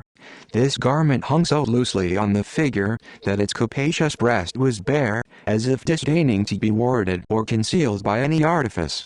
Its feet, observable beneath the ample folds of the garment, were also bare, and on its head it wore no other covering than a holly wreath, set here and there with shining icicles. Its dark brown curls were long and free as its genial face, its sparkling eye, its open hand, its cheery voice, its unconstrained demeanor, and its joyful air. Girded round its middle was an antique scabbard, but no sword was in it, and the ancient sheath was eaten up with rust. "You have never seen the like of me before," exclaimed the spirit. "Never," Scrooge made answer to it. "Have never walked forth with the younger members of my family, meaning, for I am very young, my elder brothers born in these later years?" pursued the phantom. "I don't think I have," said Scrooge. "I am afraid I have not. Have you had many brothers, spirit?" "More than 1800, said the ghost. "A tremendous family to provide for," muttered Scrooge. The ghost of Christmas present rose. "Spirit," said Scrooge submissively, "conduct me where you will. I went forth last night on compulsion, and I learned a lesson which is working now. Tonight, if you have aught to teach me, let me profit by it. Touch my robe." Scrooge did as he was told, and held it fast. Holly, mistletoe, red berries, ivy, turkeys, geese, game, poultry, brawn, meat, pigs, sausages, oysters, pies, puddings, fruit, and punch, all vanished instantly. So did the room, the fire, the ruddy glow, the hour of night, and they stood in the city streets on Christmas morning, where, for the weather was severe, the people made a rough, but brisk and not unpleasant kind of music, in scraping the snow from the pavement in front of their dwellings, and from the tops of their houses, whence it was mad delight to the boys to see it come plumping down into the road below, and splitting into artificial little snowstorms. The house fronts looked black enough, and the windows blacker, contrasting with the smooth white sheet of snow upon the roofs, and with the dirtier snow upon the ground, which last deposit had been plowed up in deep furrows by the heavy wheels of carts and wagons, furrows that crossed and recrossed each other hundreds of times where the great streets branched off, and made intricate channels, hard to trace in the thick yellow mud and icy water. The sky was gloomy, and the shortest streets were choked up with a dingy mist, half thawed, half frozen, whose heavier particles descended in a shower of sooty atoms, as if all the chimneys in Great Britain had, by one consent, caught fire, and were blazing away to their dear hearts' content. There was nothing very cheerful in the climate or the town, and yet was there an air of cheerfulness abroad that the clearest summer air and brightest summer sun might have endeavored to diffuse in vain. For, the people who were shoveling away on the housetops were jovial and full of glee, calling out to one another from their parapets, and now and then exchanging a facetious snowball, better-natured missile far than many a wordy jest, laughing heartily if it went right and not less heartily if it went wrong. The poulterers' shops were still half open, and the fruiterers were radiant in their glory. There were great, round, pot-bellied baskets of chestnuts, shaped like the waistcoats of jolly old gentlemen, lolling at the doors, and tumbling out into the street in their apoplectic opulence. There were ruddy, brown-faced, broad-earthed Spanish onions, shining in the fatness of their growth like Spanish friars, and winking from their shelves in wanton slyness at the girls as they went by, and glanced demurely at the hung-up mistletoe. There were pears and apples, clustered high in blooming pyramids. There were bunches of grapes, made, in the shopkeeper's benevolence to dangle from conspicuous hooks, that people's mouths might water gratis as they passed. There were piles of filberts, mossy and brown, recalling, in their fragrance, ancient walks among the woods, and pleasant shufflings ankle-deep through withered leaves. There were Norfolk biffins, squat and swarthy, setting off the yellow of the oranges and lemons, and, in the great compactness of their juicy persons, urgently entreating and beseeching to be carried home in paper bags and eaten after dinner. The very gold and silver fish, set forth among these choice fruits in a bowl, though members of a dull and stagnant-blooded race, appeared to know that there was something going on, and, to a fish, went gasping round and round their little world in slow and passionless excitement. The grocers. Oh, the grocers. Nearly closed, with perhaps 2 shutters down, or 1, but through those gaps such glimpses. It was not alone that the scales descending on the counter made a merry sound, or that the wad and roller parted company so briskly, or that the canisters were rattled up and down like juggling tricks, or even that the blended scents of tea and coffee were so grateful to the nose, or even that the raisins were so plentiful and rare, the almonds so extremely white, the sticks of cinnamon so long and straight, the other spices so delicious, the candied fruit so caked and spotted with molten sugar as to make the coldest lookers on feel faint and subsequently bilious. Nor was it that the figs were moist and pulpy, or that the French plums blushed in modest tartness from their highly decorated boxes, or that everything was good to eat and in its Christmas dress, but the customers were all so hurried and so eager in the hopeful promise of the day, that they tumbled up against each other at the door, crashing their wicker baskets wildly, and left their purchases upon the counter, and came running back to fetch them, and committed hundreds of the like mistakes, in the best humor possible, while the grocer and his people were so frank and fresh that the polished hearts with which they fastened their aprons behind might have been their own, worn outside for general inspection, and for Christmas daws to peck at if they chose. But soon the steeples called good people all, to church and chapel, and away they came, flocking through the streets in their best clothes, and with their gayest faces, and at the same time there emerged from scores of by-streets, lanes, and nameless turnings, innumerable people, carrying their dinners to the bakers' shops. The sight of these poor revelers appeared to interest the spirit very much, for he stood with Scrooge beside him in a baker's doorway, and taking off the covers as their bearers passed, sprinkled incense on their dinners from his torch. And it was a very uncommon kind of torch, for once or twice when there were angry words between some dinner carriers who had jostled each other, he shed a few drops of water on them from it, and their good humor was restored directly.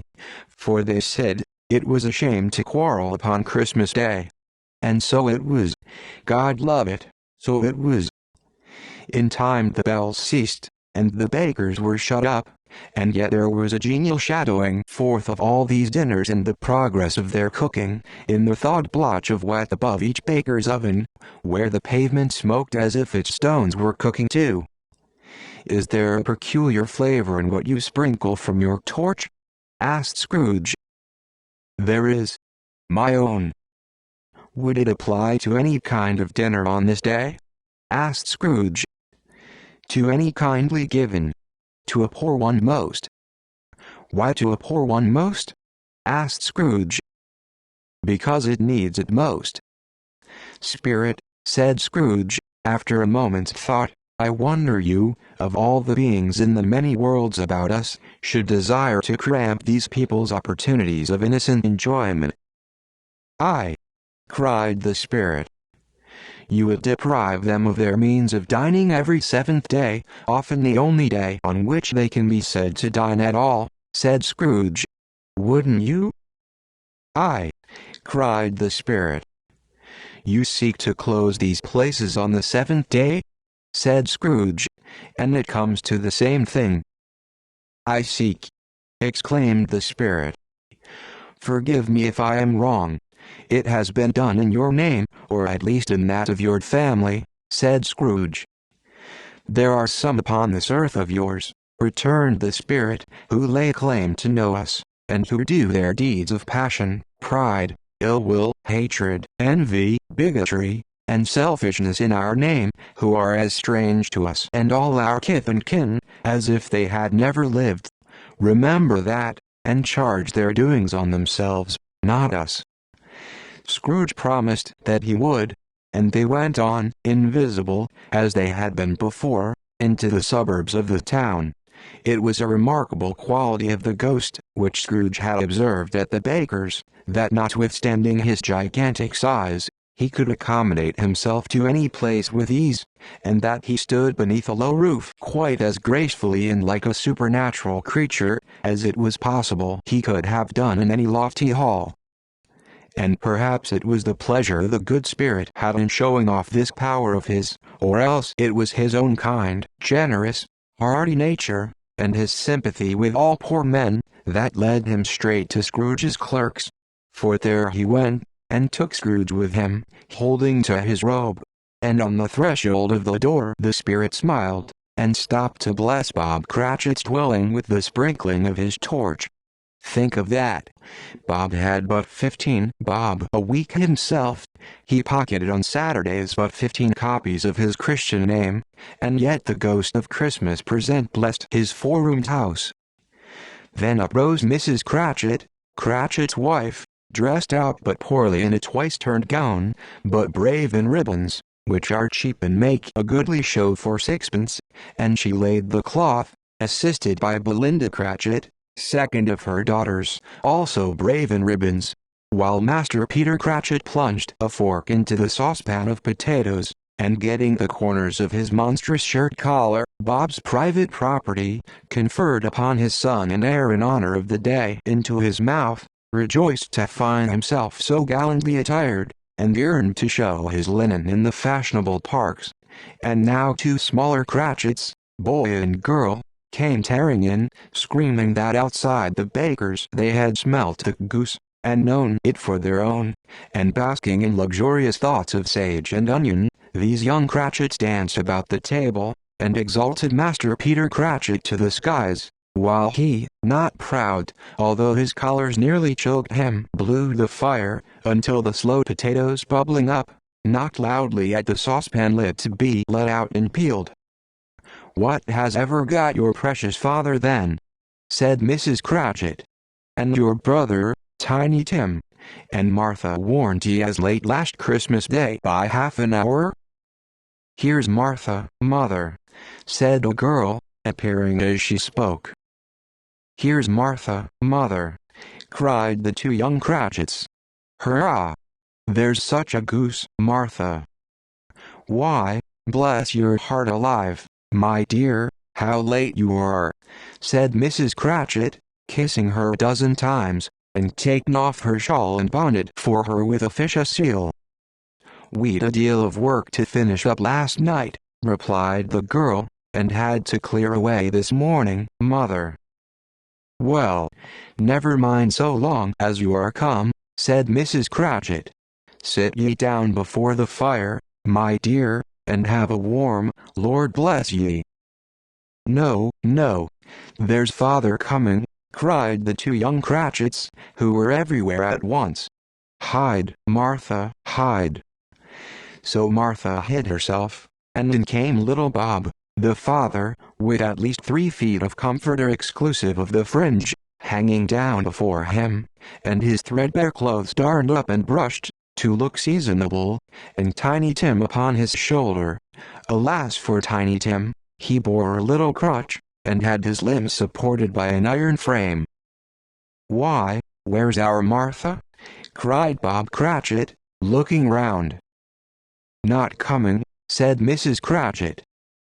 "Not coming," said Bob, with a sudden declension in his high spirits, for he had been Tim's blood horse all the way from church, and had come home rampant. "Not coming upon Christmas Day."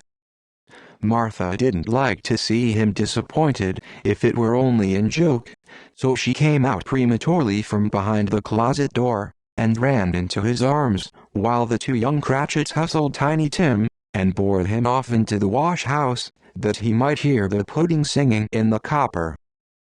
"And how did little Tim behave?" asked Mrs. Cratchit, when she had rallied Bob on his credulity, and Bob had hugged his daughter to his heart's content. "As good as gold," said Bob, "and better. Somehow he gets thoughtful, sitting by himself so much, and thinks the strangest things you ever heard. He told me, coming home, that he hoped the people saw him in the church, because he was a cripple, and it might be pleasant to them to remember upon Christmas Day, who made lame beggars walk, and blind men see." Bob's voice was tremulous when he told them this, and trembled more when he said that Tiny Tim was growing strong and hardy.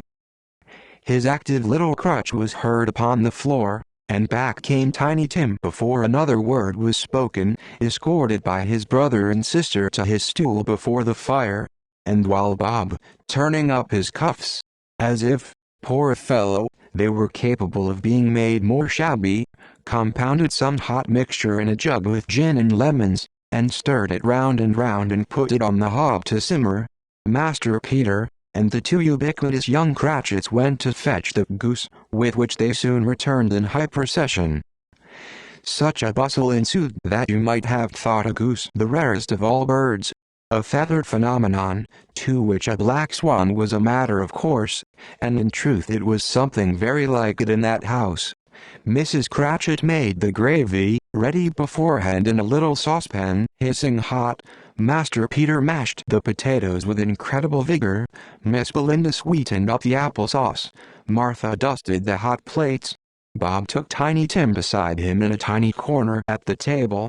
The two young Cratchits set chairs for everybody, not forgetting themselves, and mounting guard upon their posts, crammed spoons into their mouths, lest they should shriek for goose before their turn came to be helped. At last the dishes were set on, and grace was said. It was succeeded by a breathless pause, as Mrs. Cratchit, looking slowly all along the carving knife, prepared to plunge it in the breast. But when she did, and when the long-expected gush of stuffing issued forth, one murmur of delight arose all round the board, and even Tiny Tim, excited by the two young Cratchits, beat on the table with the handle of his knife, and feebly cried hurrah! There never was such a goose. Bob said he didn't believe there ever was such a goose cooked. Its tenderness and flavor, size and cheapness, were the themes of universal admiration. Eked out by applesauce and mashed potatoes, it was a sufficient dinner for the whole family. Indeed, as Mrs. Cratchit said with great delight, surveying one small atom of a bone upon the dish, they hadn't ate it all at last. Yet everyone had had enough, and the youngest Cratchits in particular, were steeped in sage and onion to the eyebrows. But now, the plates being changed by Miss Belinda, Mrs. Cratchit left the room alone, too nervous to bear witnesses, to take the pudding up and bring it in. Suppose it should not be done enough. Suppose it should break in turning out. Suppose somebody should have got over the wall of the backyard, and stolen it, while they were merry with the goose, a supposition at which the two young Cratchits became livid. All sorts of horrors were supposed. Hallo! A great deal of steam. The pudding was out of the copper. A smell like a washing day. That was the cloth. A smell like an eating house and a pastry cook's next door to each other, with the laundresses next door to that. That was the pudding. In half a minute Mrs. Cratchit entered, flushed, but smiling proudly, with the pudding, like a speckled cannonball, so hard and firm, blazing in half a quart of ignited brandy, and bedight with Christmas holly stuck into the top. "Oh, a wonderful pudding," Bob Cratchit said, and calmly too, that he regarded it as the greatest success achieved by Mrs. Cratchit since their marriage. Mrs. Cratchit said that now the weight was off her mind, she would confess she had had her doubts about the quantity of flour. Everybody had something to say about it, but nobody said or thought it was at all a small pudding for a large family. It would have been flat heresy to do so. Any Cratchit would have blushed to hint at such a thing. At last the dinner was all done, the cloth was cleared, the hearth swept, and the fire made up. The compound in the jug being tasted, and considered perfect, apples and oranges were put upon the table, and a shovelful of chestnuts on the fire. Then all the Cratchit family drew round the hearth, in what Bob Cratchit called a circle, meaning half a one, and at Bob Cratchit's elbow stood the family display of glass, 2 tumblers, and a custard cup without a handle.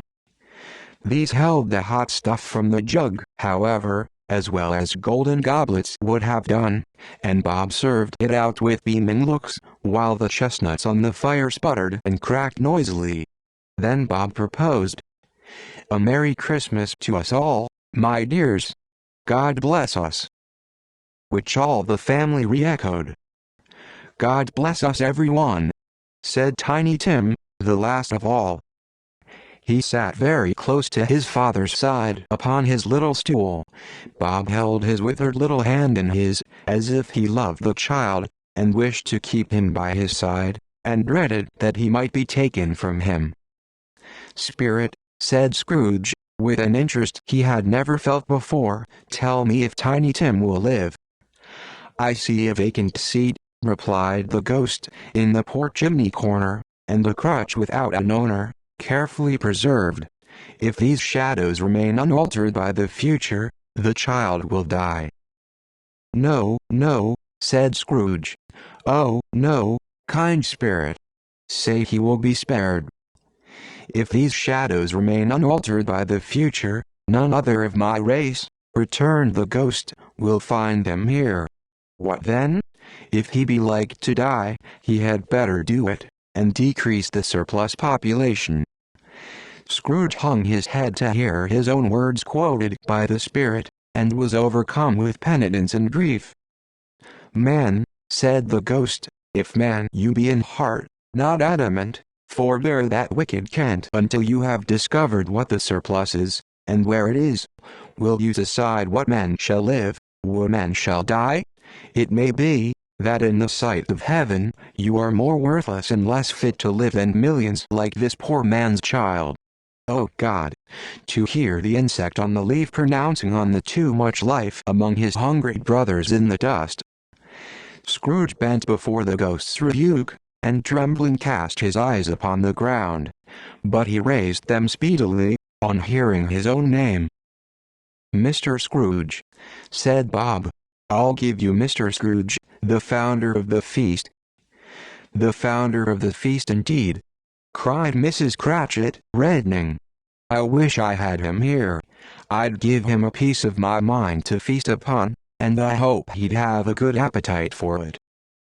"My dear," said Bob, "the children. Christmas Day." "It should be Christmas Day, I am sure," said she, "on which one drinks the health of such an odious, stingy, hard, unfeeling man as Mr. Scrooge. You know he is, Robert. Nobody knows it better than you do, poor fellow." "My dear," was Bob's mild answer, "Christmas Day." "I'll drink his health for your sake and the day's," said Mrs. Cratchit, "not for his. Long life to him. A Merry Christmas and a Happy New Year. He'll be very merry and very happy, I have no doubt." The children drank the toast after her. It was the first of their proceedings which had no heartiness. Tiny Tim drank it last of all, but he didn't care tuppence for it. Scrooge was the ogre of the family. The mention of his name cast a dark shadow on the party, which was not dispelled for full 5 minutes. After it had passed away, They were 10 times merrier than before, from the mere relief of Scrooge the baleful being done with. Bob Cratchit told them how he had a situation in his eye for Master Peter, which would bring in, if obtained, full 5 and 6pence weekly. The two young Cratchits laughed tremendously at the idea of Peter's being a man of business, and Peter himself looked thoughtfully at the fire from between his collars, as if he were deliberating what particular investments he should favor when he came into the receipt of that bewildering income. Martha, who was a poor apprentice at a milliner's, then told them what kind of work she had to do, and how many hours she worked at a stretch, and how she meant to lie abed tomorrow morning for a good long rest, tomorrow being a holiday she passed at home. Also how she had seen a countess and a lord some days before, and how the lord was much about as tall as Peter, at which Peter pulled up his collars so high that you couldn't have seen his head if you had been there. All this time the chestnuts in the jug went round and round, and by they had a song about a lost child traveling in the snow, from Tiny Tim, who had a plaintive little voice, and sang it very well indeed. There was nothing of high mark in this. They were not a handsome family, they were not well dressed, their shoes were far from being waterproof, their clothes were scanty, and Peter might have known, and very likely did, the inside of a pawnbroker's. But they were happy, grateful, pleased with one another, and contented with the time, and when they faded, and looked happier yet in the bright sprinklings of the spirit's torch at parting, Scrooge had his eye upon them, and especially on Tiny Tim, until the last. By this time it was getting dark, and snowing pretty heavily, and as Scrooge and the spirit went along the streets, the brightness of the roaring fires in kitchens, parlors, and all sorts of rooms, was wonderful. Here, the flickering of the blaze showed preparations for a cozy dinner, with hot plates baking through and through before the fire, and deep red curtains, ready to be drawn to shut out cold and darkness. There all the children of the house were running out into the snow to meet their married sisters, brothers, cousins, uncles, aunts, and be the first to greet them. Here, again, were shadows on the window blind of guests assembling, and there a group of handsome girls, all hooded and fur-booted, and all chattering at once, tripped lightly off to some near neighbor's house, where, woe upon this single man who saw them enter, artful witches, well they knew it, in a glow. But, if you had judged from the numbers of people on their way to friendly gatherings, you might have thought that no one was at home to give them welcome when they got there, instead of every house expecting company, and piling up its fires half chimney high. Blessings on it, how the ghost exulted, how it bared its breadth of breast, and opened its capacious palm, and floated on, outpouring, with a generous hand, its bright and harmless mirth on everything within its reach.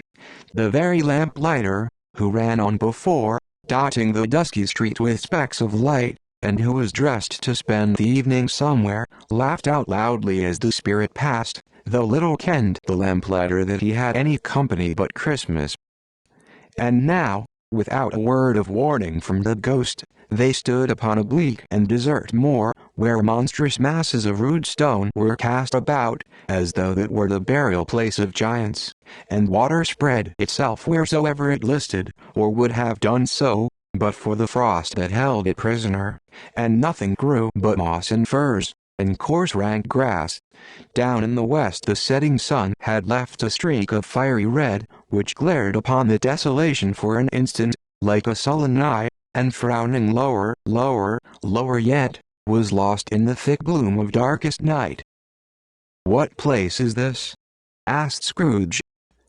"A place where miners live, who labor in the bowels of the earth," returned the spirit. "But they know me. See." A light shone from the window of a hut, and swiftly they advanced towards it. Passing through the wall of mud and stone, they found a cheerful company assembled round a glowing fire. An old man and woman, with their children and their children's children, and another generation beyond that, all decked out gaily in their holiday attire. The old man, in a voice that seldom rose above the howling of the wind upon the barren waste, was singing them a Christmas song. It had been a very old song when he was a boy, and from time to time they all joined in the chorus. So surely as they raised their voices, the old man got quite blithe and loud, and so surely as they stopped, his vigor sank again. The spirit did not tarry here, but bade Scrooge hold his robe, and passing on above the moor, sped, whither? Not to sea? To sea. To Scrooge's horror, looking back, he saw the last of the land, a frightful range of rocks, behind them, and his ears were deafened by the thundering of water, as it rolled and roared, and raged among the dreadful caverns it had worn, and fiercely tried to undermine the earth. Built upon a dismal reef of sunken rocks, some league or so from shore, on which the waters chafed and dashed, the wild year through, there stood a solitary lighthouse. Great heaps of seaweed clung to its base, and storm birds, born of the wind one might suppose, as seaweed of the water, rose and fell about it, like the waves they skimmed. But even here, 2 men who watched the light had made a fire, that through the loophole in the thick stone wall shed out a ray of brightness on the awful sea. Joining their horny hands over the rough table at which they sat, they wished each other Merry Christmas in their can of grog. And one of them, the elder, too, with his face all damaged and scarred with hard weather, as the figurehead of an old ship might be, struck up a sturdy song that was like a gale in itself. Again the ghost sped on, above the black and heaving sea, on, until, being far away, as he told Scrooge, from any shore, they lighted on a ship. They stood aside the helmsman at the wheel, the lookout in the bow, the officers who had the watch, dark, ghostly figures in their several stations, but every man among them hummed a Christmas tune, or had a Christmas thought, or spoke below his breath to his companion of some bygone Christmas day, with homeward hopes belonging to it. And every man on board, waking or sleeping, good or bad, had had a kinder word for another on that day than on any day in the year, and had shared to some extent in its festivities, and had remembered those he cared for at a distance, and had known that they delighted to remember him. It was a great surprise to Scrooge, while listening to the moaning of the wind, and thinking what a solemn thing it was to move on through the lonely darkness over an unknown abyss, whose depths were secrets as profound as death. It was a great surprise to Scrooge, while thus engaged, to hear a hearty laugh. It was a much greater surprise to Scrooge to recognize it as his own nephew's, and to find himself in a bright, dry, gleaming room, with the spirit standing smiling by his side, and looking at that same nephew with approving affability. "Ha, ha!" laughed Scrooge's nephew. "Ha, ha, ha! If you should happen, by any unlikely chance, to know a man more blessed in a laugh than Scrooge's nephew, all I can say is, I should like to know him too.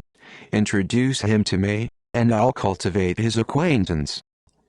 It is a fair, even-handed, noble adjustment of things, that while there is infection and disease and sorrow, there is nothing in the world so irresistibly contagious as laughter and good humor." When Scrooge's nephew laughed in this way, holding his sides, rolling his head, and twisting his face into the most extravagant contortions, Scrooge's niece, by marriage, laughed as heartily as he, and their assembled friends, being not a bit behindhand, roared out lustily. "Ha, ha! Ha, ha, ha, ha! He said that Christmas was a humbug, as I live!" cried Scrooge's nephew. "He believed it too." "More shame for him, Fred," said Scrooge's niece indignantly. "Bless those women! They never do anything by halves. They're always in earnest." She was very pretty, exceedingly pretty, with a dimpled, surprised-looking, capital face, a ripe little mouth, that seemed made to be kissed, as no doubt it was, all kinds of good little dots about her chin, that melted into one another when she laughed, and the sunniest pair of eyes you ever saw in any little creature's head. Altogether she was what you would have called provoking, you know, but satisfactory, too. Oh, perfectly satisfactory. He's a comical old fellow, said Scrooge's nephew, that's the truth, and not so pleasant as he might be.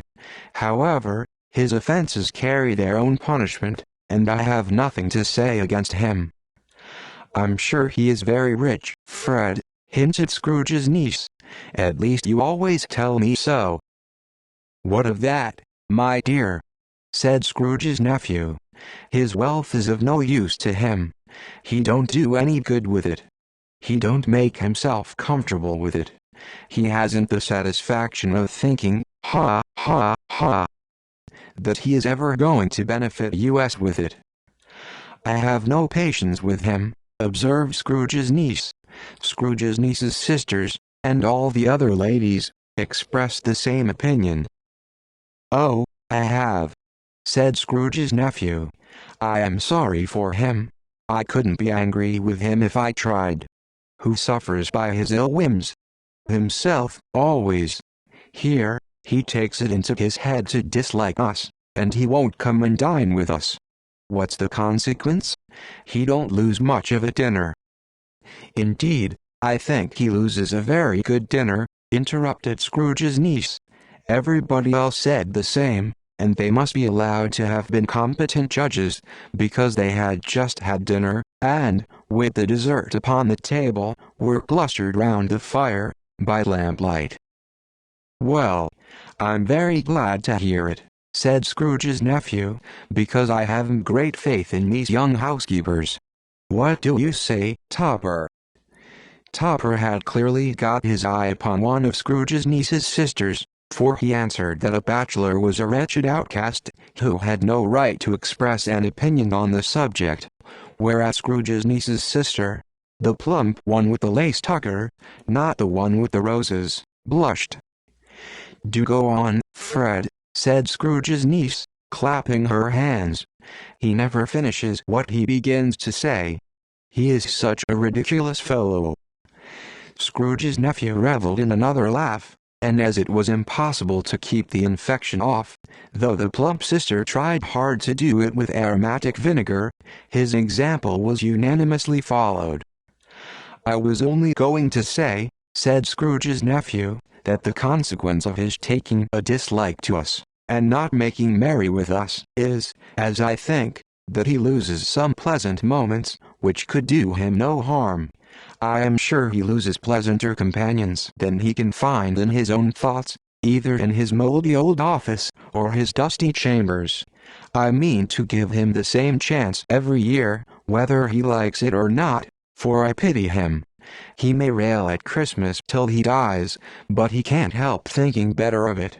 I defy him, if he finds me going there, in good temper, year after year, and saying, Uncle Scrooge, how are you, if it only puts him in the vein to leave his poor clerk £50. That's something, and I think I shook him yesterday.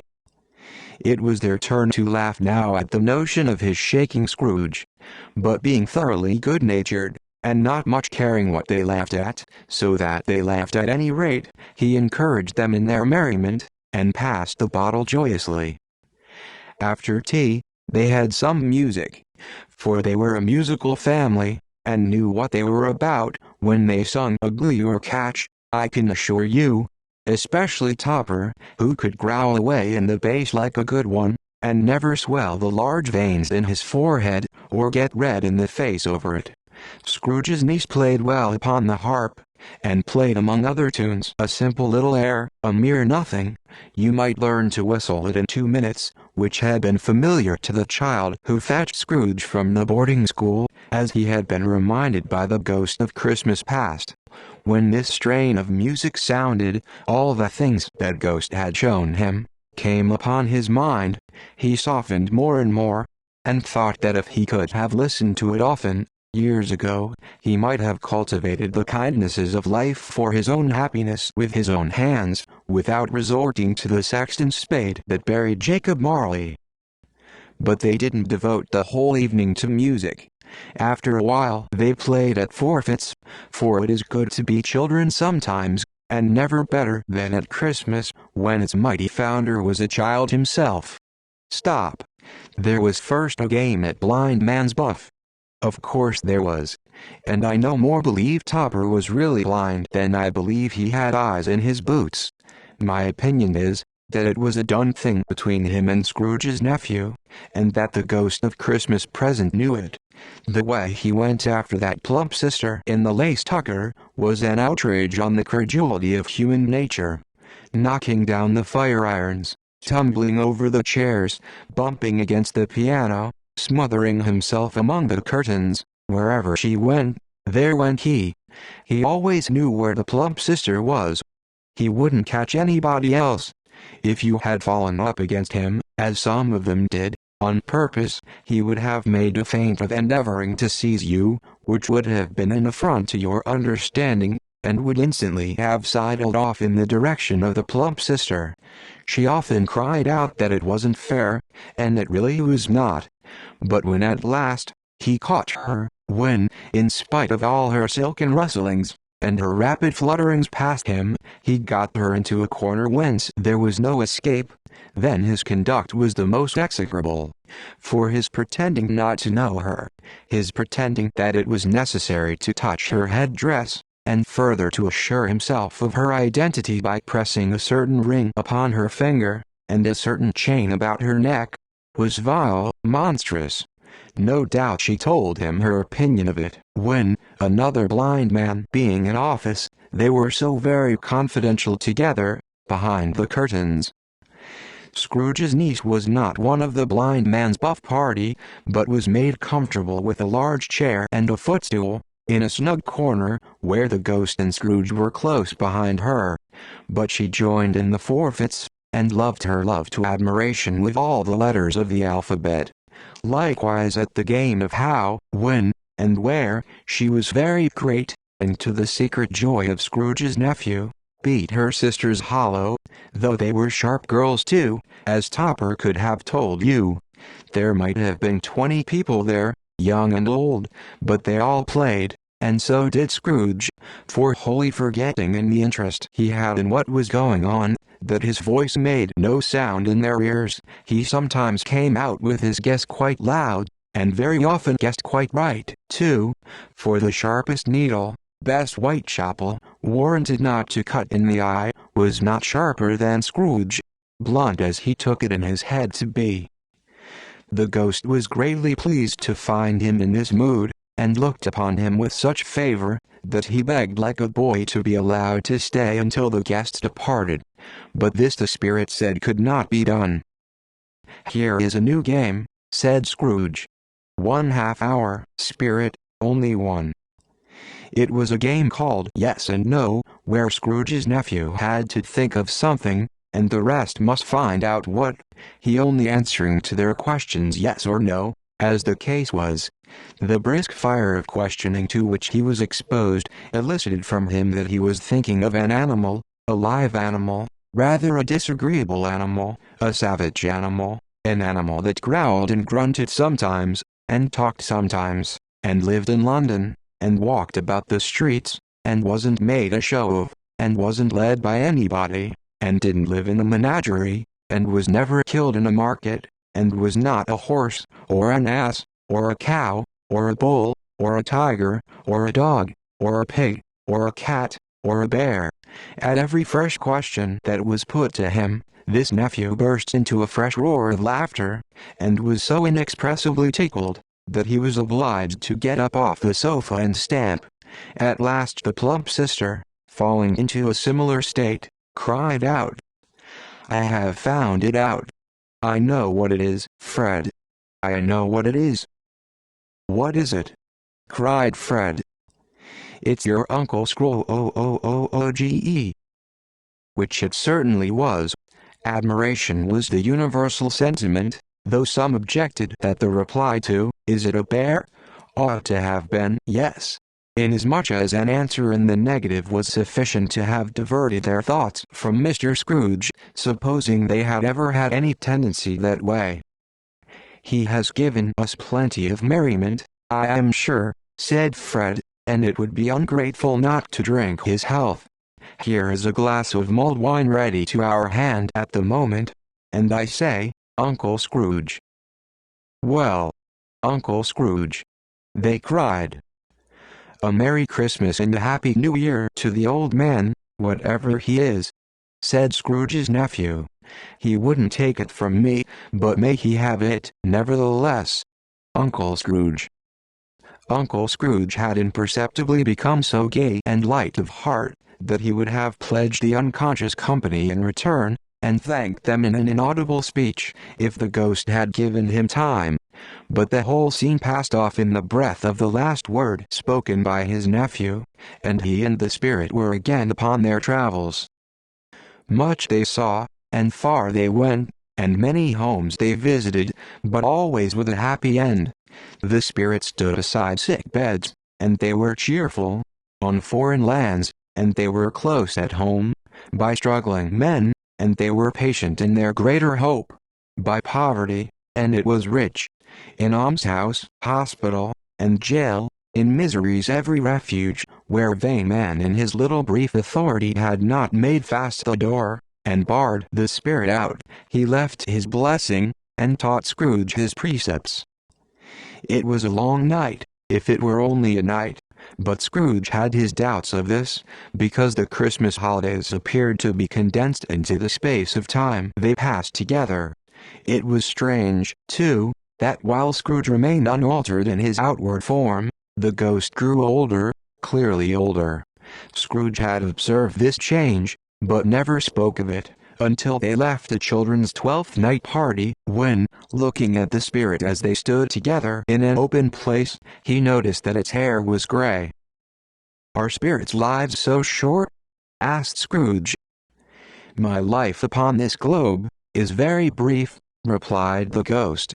"It ends tonight." "Tonight!" cried Scrooge. "Tonight at midnight. Hark! The time is drawing near." The chimes were ringing at 11:15 at that moment. "Forgive me if I am not justified in what I ask," said Scrooge, looking intently at the spirit's robe, "but I see something strange, and not belonging to yourself, protruding from your skirts. Is it a foot or a claw?" "It might be a claw, for the flesh there is upon it," was the spirit's sorrowful reply. "Look here."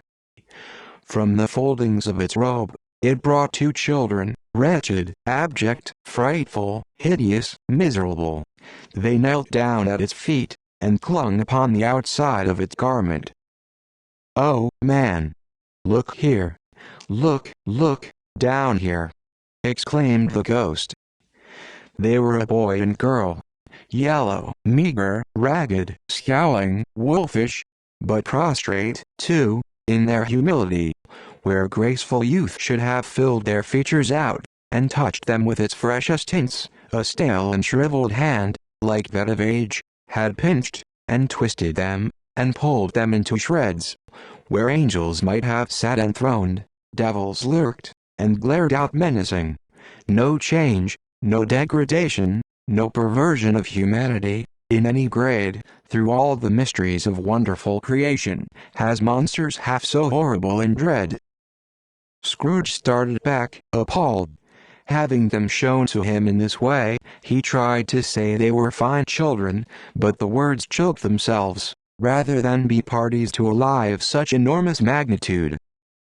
"Spirit, are they yours?" Scrooge could say no more. "They are man's," said the spirit, looking down upon them, "and they cling to me, appealing from their fathers. This boy is ignorance. This girl is want. Beware them both, and all of their degree, but most of all beware this boy, for on his brow I see that written which is doom, unless the writing be erased. Deny it," cried the spirit, stretching out its hand towards the city. "Slander those who tell it ye. Admit it for your factious purposes, and make it worse. And bide the end." "Have they no refuge or resource?" cried Scrooge. "Are there no prisons?" said the spirit, turning on him for the last time with his own words. "Are there no workhouses?" The bell struck 12. Scrooge looked about him for the ghost, and saw it not. As the last stroke ceased to vibrate, he remembered the prediction of old Jacob Marley, and lifting up his eyes, beheld a solemn phantom, draped and hooded, coming, like a mist along the ground, towards him. Stave the fourth, the last of the spirits. The phantom slowly, gravely, silently, approached. When it came near him, Scrooge bent down upon his knee, for in the very air through which the spirit moved it seemed to scatter gloom and mystery. It was shrouded in a deep black garment, which concealed its head, its face, its form, and left nothing of it visible save one outstretched hand. But for this it would have been difficult to detach its figure from the night, and separate it from the darkness by which it was surrounded. He felt that it was tall and stately when it came beside him, and that its mysterious presence filled him with a solemn dread. He knew no more, for the spirit neither spoke nor moved. "I am in the presence of the ghost of Christmas yet to come," said Scrooge. The spirit answered not, but pointed onward with its hand. "You are about to show me shadows of the things that have not happened, but will happen in the time before us," Scrooge pursued. "Is that so, spirit?" The upper portion of the garment was contracted for an instant in its folds, as if the spirit had inclined its head. That was the only answer he received. Although well used to ghostly company by this time, Scrooge feared the silent shape so much that his legs trembled beneath him, and he found that he could hardly stand when he prepared to follow it. The spirit paused a moment, as observing his condition, and giving him time to recover. But Scrooge was all the worse for this. It thrilled him with a vague uncertain horror, to know that behind the dusky shroud, there were ghostly eyes intently fixed upon him, while he, though he stretched his own to the utmost, could see nothing but a spectral hand and one great heap of black. "Ghost of the future," he exclaimed, "I fear you more than any specter I have seen.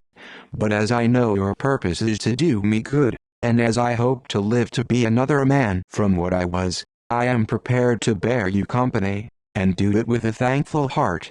Will you not speak to me?" It gave him no reply.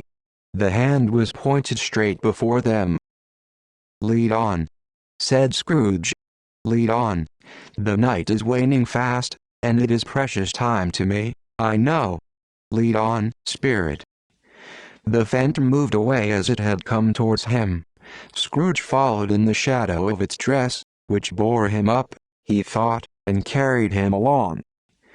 They scarcely seemed to enter the city, for the city rather seemed to spring up about them, and encompass them of its own act. But there they were, in the heart of it, on 'Change, amongst the merchants, who hurried up and down, and chinked the money in their pockets, and conversed in groups, and looked at their watches, and trifled thoughtfully with their great gold seals, and so forth, as Scrooge had seen them often. The spirit stopped beside one little knot of businessmen. Observing that the hand was pointed to them, Scrooge advanced to listen to their talk. "No," said a great fat man with a monstrous chin, "I don't know much about it, either way. I only know he's dead." "When did he die?" inquired another. "Last night, I believe." "Why, what was the matter with him?" asked a third, taking a vast quantity of snuff out of a very large snuff-box. "I thought he'd never die." "God knows," said the first, with a yawn. "What has he done with his money?" asked a red-faced gentleman with a pendulous excrescence on the end of his nose, that shook like the gills of a turkey-cock. "I haven't heard," said the man with the large chin, yawning again. "Left it to his company, perhaps. He hasn't left it to me. That's all I know." This pleasantry was received with a general laugh. "It's likely to be a very cheap funeral," said the sane speaker, "for upon my life I don't know of anybody to go to it. Suppose we make up a party and volunteer?" "I don't mind going if a lunch is provided," observed the gentleman with the excrescence on his nose. "But I must be fed, if I make one." Another laugh. "Well, I am the most disinterested among you, after all," said the first speaker, "for I never wear black gloves, and I never eat lunch. But I'll offer to go, if anybody else will. When I come to think of it, I'm not at all sure that I wasn't his most particular friend, for we used to stop and speak whenever we met. Bye, bye."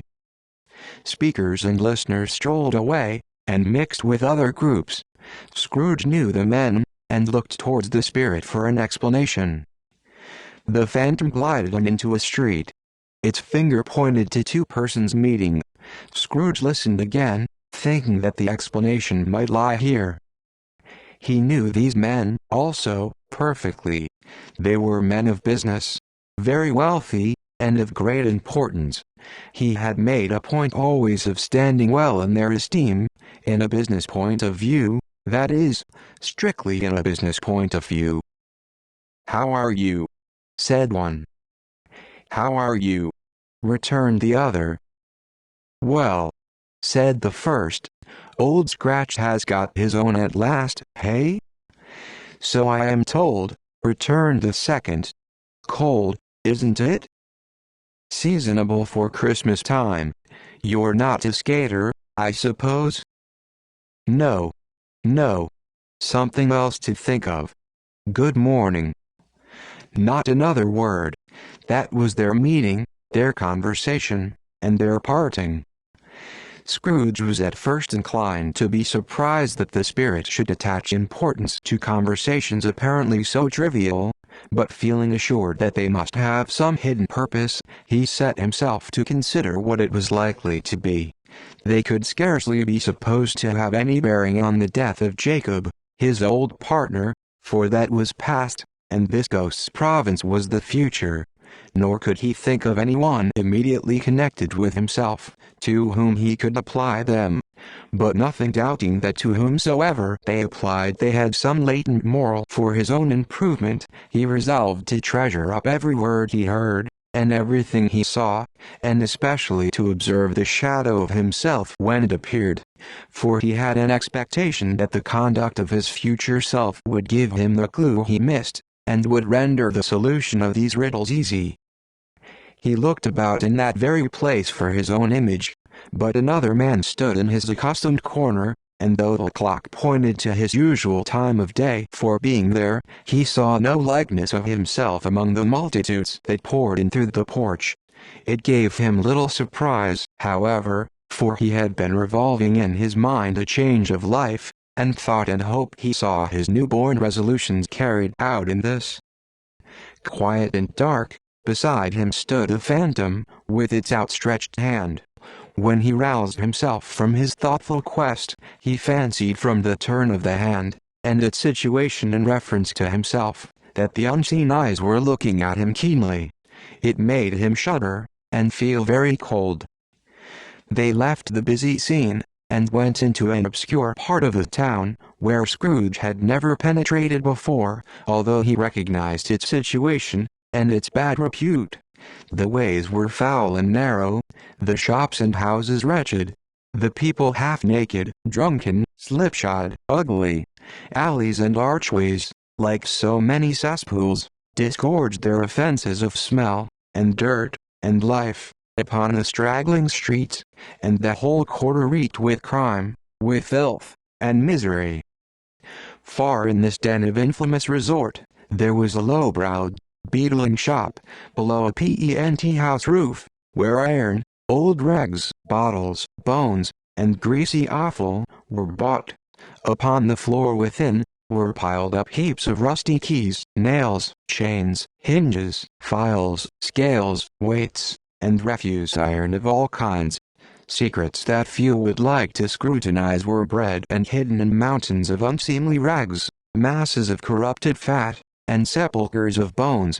Sitting in among the wares he dealt in, by a charcoal stove, made of old bricks, was a gray-haired rascal, nearly 70 years of age, who had screened himself from the cold air without, by a frowsy curtaining of miscellaneous tatters, hung upon a line, and smoked his pipe in all the luxury of calm retirement. Scrooge and the Phantom came into the presence of this man, just as a woman with a heavy bundle slunk into the shop. But she had scarcely entered, when another woman, similarly laden, came in too, and she was closely followed by a man in faded black, who was no less startled by the sight of them than they had been upon the recognition of each other. After a short period of blank astonishment, in which the old man with the pipe had joined them, they all three burst into a laugh. "Let the charwoman alone to be the first," cried she who had entered first. "Let the laundress alone to be the second, and let the undertaker's man alone to be the third. Look here, old Joe, here's a chance. If we haven't all three met here without meaning it." "You couldn't have met in a better place," said old Joe, removing his pipe from his mouth. "Come into the parlor.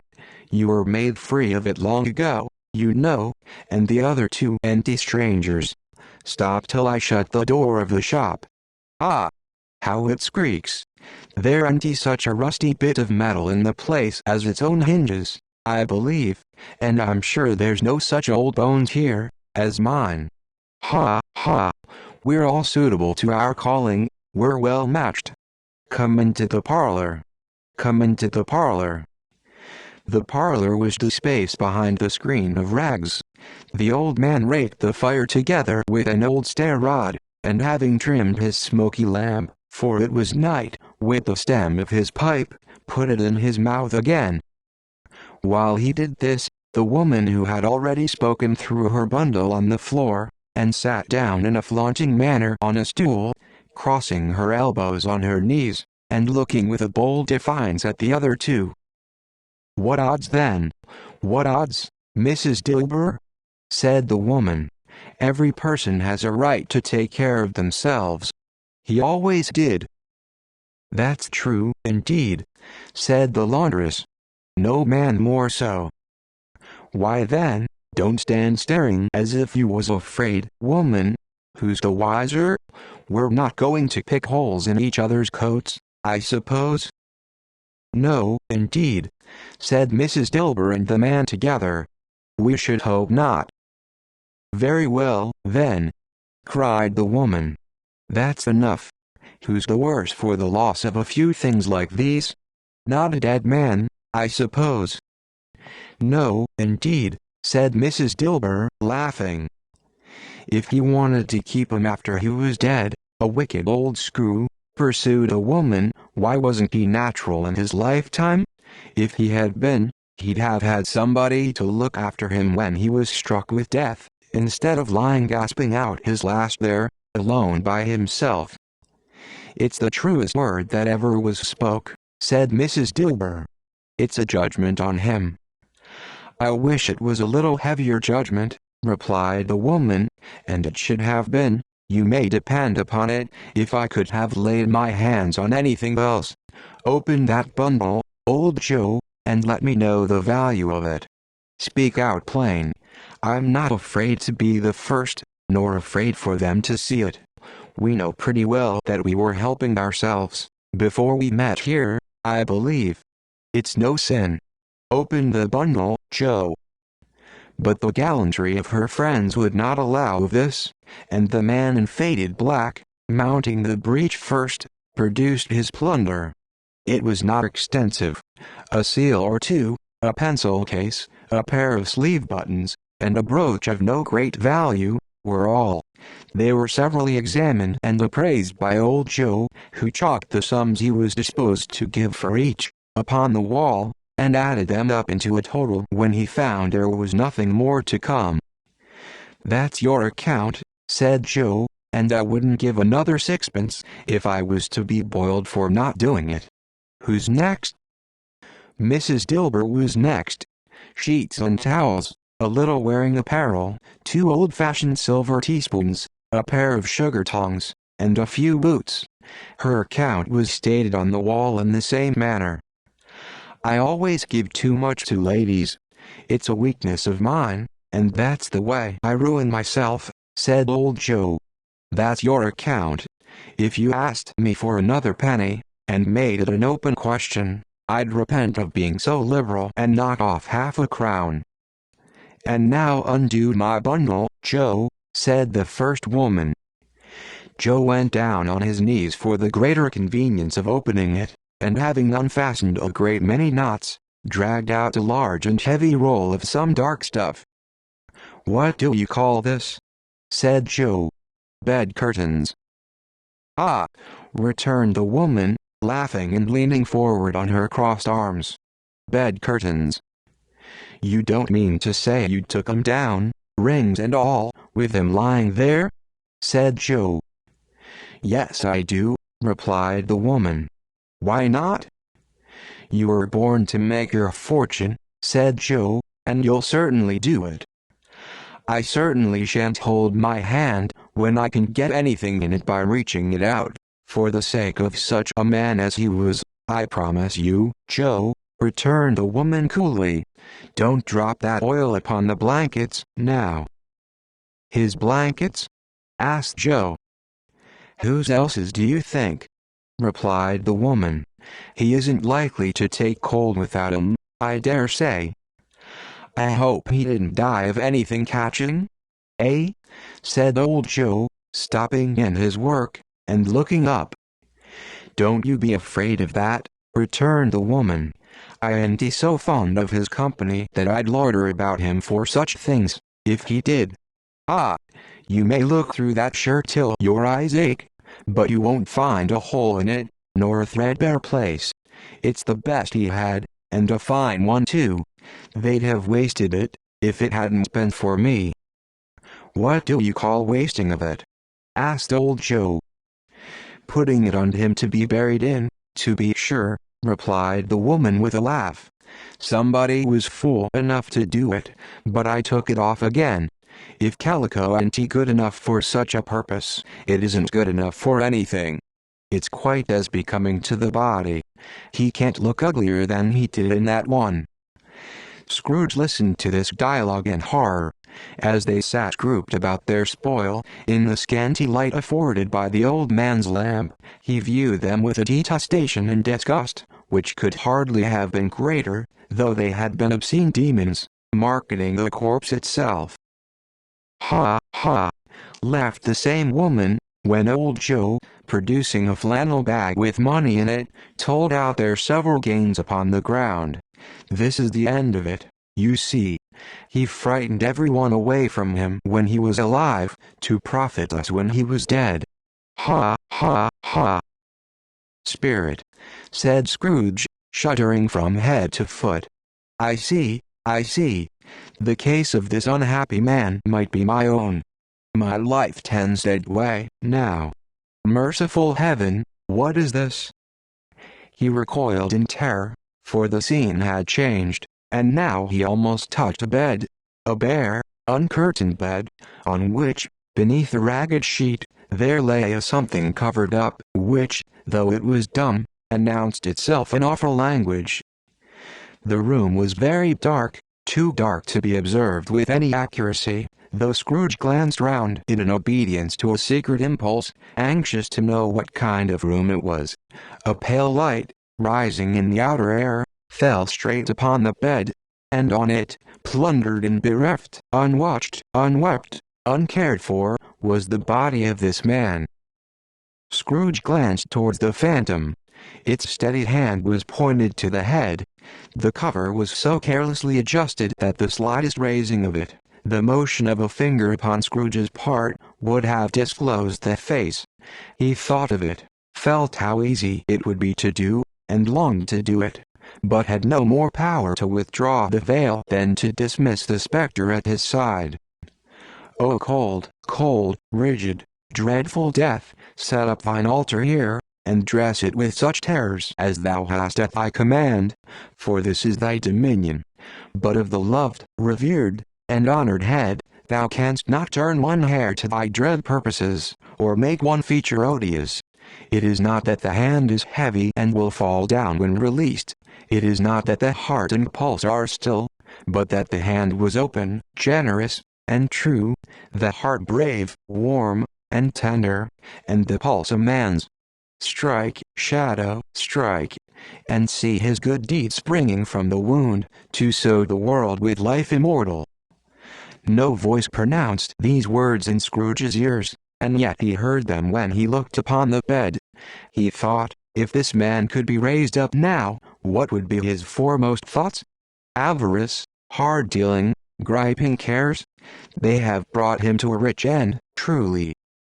He lay, in the dark empty house, with not a man, a woman, or a child, to say that he was kind to me in this or that, and for the memory of one kind word I will be kind to him. A cat was tearing at the door, and there was a sound of gnawing rats beneath the hearthstone. What they wanted in the room of death, and why they were so restless and disturbed, Scrooge did not dare to think. "Spirit," he said, "this is a fearful place. In leaving it, I shall not leave its lesson, trust me. Let us go." Still the ghost pointed with an unmoved finger to the head. "I understand you," Scrooge returned, "and I would do it, if I could. But I have not the power, Spirit. I have not the power." Again it seemed to look upon him. "If there is any person in the town who feels emotion caused by this man's death," said Scrooge quite agonized, "show that person to me, Spirit, I beseech you." The phantom spread its dark robe before him for a moment, like a wing, and withdrawing it, revealed a room by daylight, where a mother and her children were.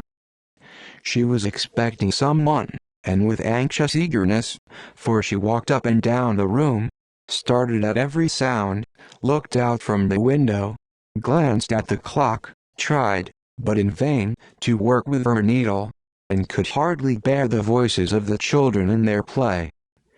At length the long-expected knock was heard. She hurried to the door, and met her husband, a man whose face was careworn and depressed, though he was young. There was a remarkable expression in it now, a kind of serious delight of which he felt ashamed, and which he struggled to repress. He sat down to the dinner that had been hoarding for him by the fire, and when she asked him faintly what news, which was not until after a long silence, he appeared embarrassed how to answer. "Is it good," she said, "or bad?" "To help him." "Bad," he answered. "We are quite ruined?" "No. There is hope yet, Caroline." "If he relents," she said, amazed, "there is. Nothing is past hope, if such a miracle has happened." "He is past relenting," said her husband. "He is dead." She was a mild and patient creature if her face spoke truth, but she was thankful in her soul to hear it, and she said so, with clasped hands. She prayed forgiveness the next moment, and was sorry, but the first was the emotion of her heart. "What the half-drunken woman whom I told you of last night, said to me, when I tried to see him and obtain a week's delay, and what I thought was a mere excuse to avoid me, turns out to have been quite true. He was not only very ill, but dying then. To whom will our debt be transferred? I don't know, but before that time we shall be ready with the money, and even though we were not, it would be a bad fortune indeed to find so merciless a creditor in his successor. We may sleep tonight with light hearts, Caroline." Yes. Soften it as they would, their hearts were lighter. The children's faces, hushed and clustered round to hear what they so little understood, were brighter, and it was a happier house for this man's death. The only emotion that the ghost could show him, caused by the event, was one of pleasure. "Let me see some tenderness connected with a death," said Scrooge, "or that dark chamber, Spirit, which we left just now, will be forever present to me." The ghost conducted him through several streets familiar to his feet, and as they went along, Scrooge looked here and there to find himself, but nowhere was he to be seen. They entered poor Bob Cratchit's house, the dwelling he had visited before, and found the mother and the children seated round the fire. Quiet. Very quiet. The noisy little Cratchits were as still as statues in one corner, and sat looking up at Peter, who had a book before him. The mother and her daughters were engaged in sewing, but surely they were very quiet. And he took a child, and set him in the midst of them. Where had Scrooge heard those words? He had not dreamed them. The boy must have read them out, as he and the spirit crossed the threshold. Why did he not go on? The mother laid her work upon the table, and put her hand up to her face. "The color hurts my eyes," she said. "The color? Ah, poor Tiny Tim." "They're better now again," said Cratchit's wife. "It makes them weak by candlelight, and I wouldn't show weak eyes to your father when he comes home, for the world. It must be near his time." "Past it rather," Peter answered, shutting up his book. "But I think he has walked a little slower than he used, these few last evenings, Mother." They were very quiet again. At last she said, and in a steady, cheerful voice, that only faltered once, "I have known him walk with Tiny Tim upon his shoulder, very fast indeed." "And so have I," cried Peter. "Often." "And so have I," exclaimed another. "So had all." "But he was very light to carry," she resumed, intent upon her work, "and his father loved him so, that it was no trouble. And there's your father at the door." She hurried out to meet him, and little Bob in his comforter, he had need of it, poor fellow, came in. His tea was ready for him on the hob, and they all tried who should help him to it most. Then the two young Cratchits got upon his knees and laid, each child a little cheek, against his face, as if they said, "Don't mind it, father. Don't be grieved." Bob was very cheerful with them, and spoke pleasantly to all the family. He looked at the work upon the table, and praised the industry and speed of Mrs. Cratchit and the girls. They would be done long before Sunday, he said. "Sunday? You went today, then, Robert?" said his wife. "Yes, my dear," returned Bob. "I wish you could have gone. It would have done you good to see how green a place it is. But you'll see it often. I promised him that I would walk there on a Sunday." "My little child!" cried Bob. "My little child!" He broke down all at once. He couldn't help it. If he could have helped it, he and his child would have been farther apart perhaps than they were. He left the room, and went upstairs into the room above, which was lighted cheerfully, and hung with Christmas. There was a chair set close beside the child, and there were signs of someone having been there lately. Poor Bob sat down in it, and when he had thought a little and composed himself, he kissed the little face. He was reconciled to what had happened, and went down again quite happy. They drew about the fire, and talked, the girls and mother working still. Bob told them of the extraordinary kindness of Mr. Scrooge's nephew, whom he had scarcely seen but once, and who, meeting him in the street that day, and seeing that he looked just a little down, you know, said Bob, inquired what had happened to distress him. "On which," said Bob, "for he is the pleasantest spoken gentleman you ever heard, I told him, 'I am heartily sorry for it, Mr. Cratchit,' he said, 'and heartily sorry for your good wife.' By the by, how he ever knew that, I don't know." "Knew what, my dear?" "Why, that you were a good wife," replied Bob. "Everybody knows that," said Peter. "Very well observed, my boy," cried Bob. "I hope they do. Heartily sorry," he said, "for your good wife. If I can be of service to you in any way," he said, giving me his card, "that's where I live. Pray come to me." Now, it wasn't, cried Bob, for the sake of anything he might be able to do for us, so much as for his kind way, that this was quite delightful. It really seemed as if he had known our Tiny Tim, and felt with us. "I'm sure he's a good soul," said Mrs. Cratchit. "You would be sure of it, my dear," returned Bob. "If you saw and spoke to him, I shouldn't be at all surprised. Mark what I say. If he got Peter a better situation." "Only hear that, Peter," said Mrs. Cratchit. "And then," cried one of the girls, "Peter will be keeping company with someone, and setting up for himself." "Get along with you," retorted Peter, grinning. "It's just as likely as not," said Bob, "one of these days. Though there's plenty of time for that, my dear. But however and whenever we part from one another, I am sure we shall none of us forget poor Tiny Tim. Shall we, or this first parting that there was among us?" "Never, father!" cried they all. "And I know," said Bob, "I know, my dears, that when we recollect how patient and how mild he was, although he was a little child, we shall not quarrel easily among ourselves, and forget poor Tiny Tim in doing it." "No, never, father!" they all cried again. "I am very happy," said little Bob, "I am very happy." Mrs. Cratchit kissed him, his daughters kissed him, the two young Cratchits kissed him, and Peter and himself shook hands. "Spirit of Tiny Tim, thy childish essence was from God."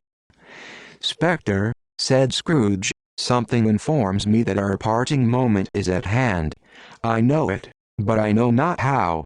Tell me what man that was whom we saw lying dead." The ghost of Christmas yet to come conveyed him, as before, though at a different time. He thought, indeed, there seemed no order in these latter visions, save that they were in the future, into the resorts of business men, but showed him not himself. Indeed, the spirit did not stay for anything, but went straight on, as to the end just now desired, until besought by Scrooge to tarry for a moment. "This court," said Scrooge, "through which we hurry now, is where my place of occupation is, and has been for a length of time. I see the house. Let me behold what I shall be, in days to come." The spirit stopped. The hand was pointed elsewhere. "The house is yonder," Scrooge exclaimed. "Why do you point away?" The inexorable finger underwent no change. Scrooge hastened to the window of his office, and looked in. It was an office still, but not his. The furniture was not the same, and the figure in the chair was not himself. The phantom pointed as before. He joined it once again, and wondering why and whither he had gone, accompanied it until they reached an iron gate. He paused to look round before entering. A churchyard. Here, then, the wretched man whose name he had now to learn, lay underneath the ground. It was a worthy place, walled in by houses, overrun by grass and weeds, the growth of vegetation's death, not life, choked up with too much burying, fat with repleted appetite. A worthy place. The spirit stood among the graves, and pointed down to one. He advanced towards it trembling. The phantom was exactly as it had been, but he dreaded that he saw new meaning in its solemn shape. "Before I draw nearer to that stone to which you point," said Scrooge, "answer me one question. Are these the shadows of the things that will be, or are they shadows of things that may be, only?" Still the ghost pointed downward to the grave by which it stood. "Men's courses will foreshadow certain ends, to which, if persevered in, they must lead," said Scrooge. "But if the courses be departed from, the ends will change. Say it is thus with what you show me." The spirit was immovable as ever. Scrooge crept towards it, trembling as he went, and following the finger, read upon the stone of the neglected grave his own name, Ebenezer Scrooge. "Am I that man who lay upon the bed?" he cried, upon his knees. The finger pointed from the grave to him, and back again. "No, spirit. Oh no, no." The finger still was there. "Spirit," he cried, tight clutching at its robe, "hear me. I am not the man I was. I will not be the man I must have been but for this intercourse. Why show me this, if I am past all hope? For the first time the hand appeared to shake. Good spirit, he pursued, as down upon the ground he fell before it, your nature intercedes for me, and pities me. Assure me that I yet may change these shadows you have shown me, by an altered life. The kind hand trembled. I will honor Christmas in my heart, and try to keep it all the year. I will live in the past, the present, and the future. The spirits of all three shall strive within me. I will not shut out the lessons that they teach. Oh, tell me I may sponge away the writing on this stone.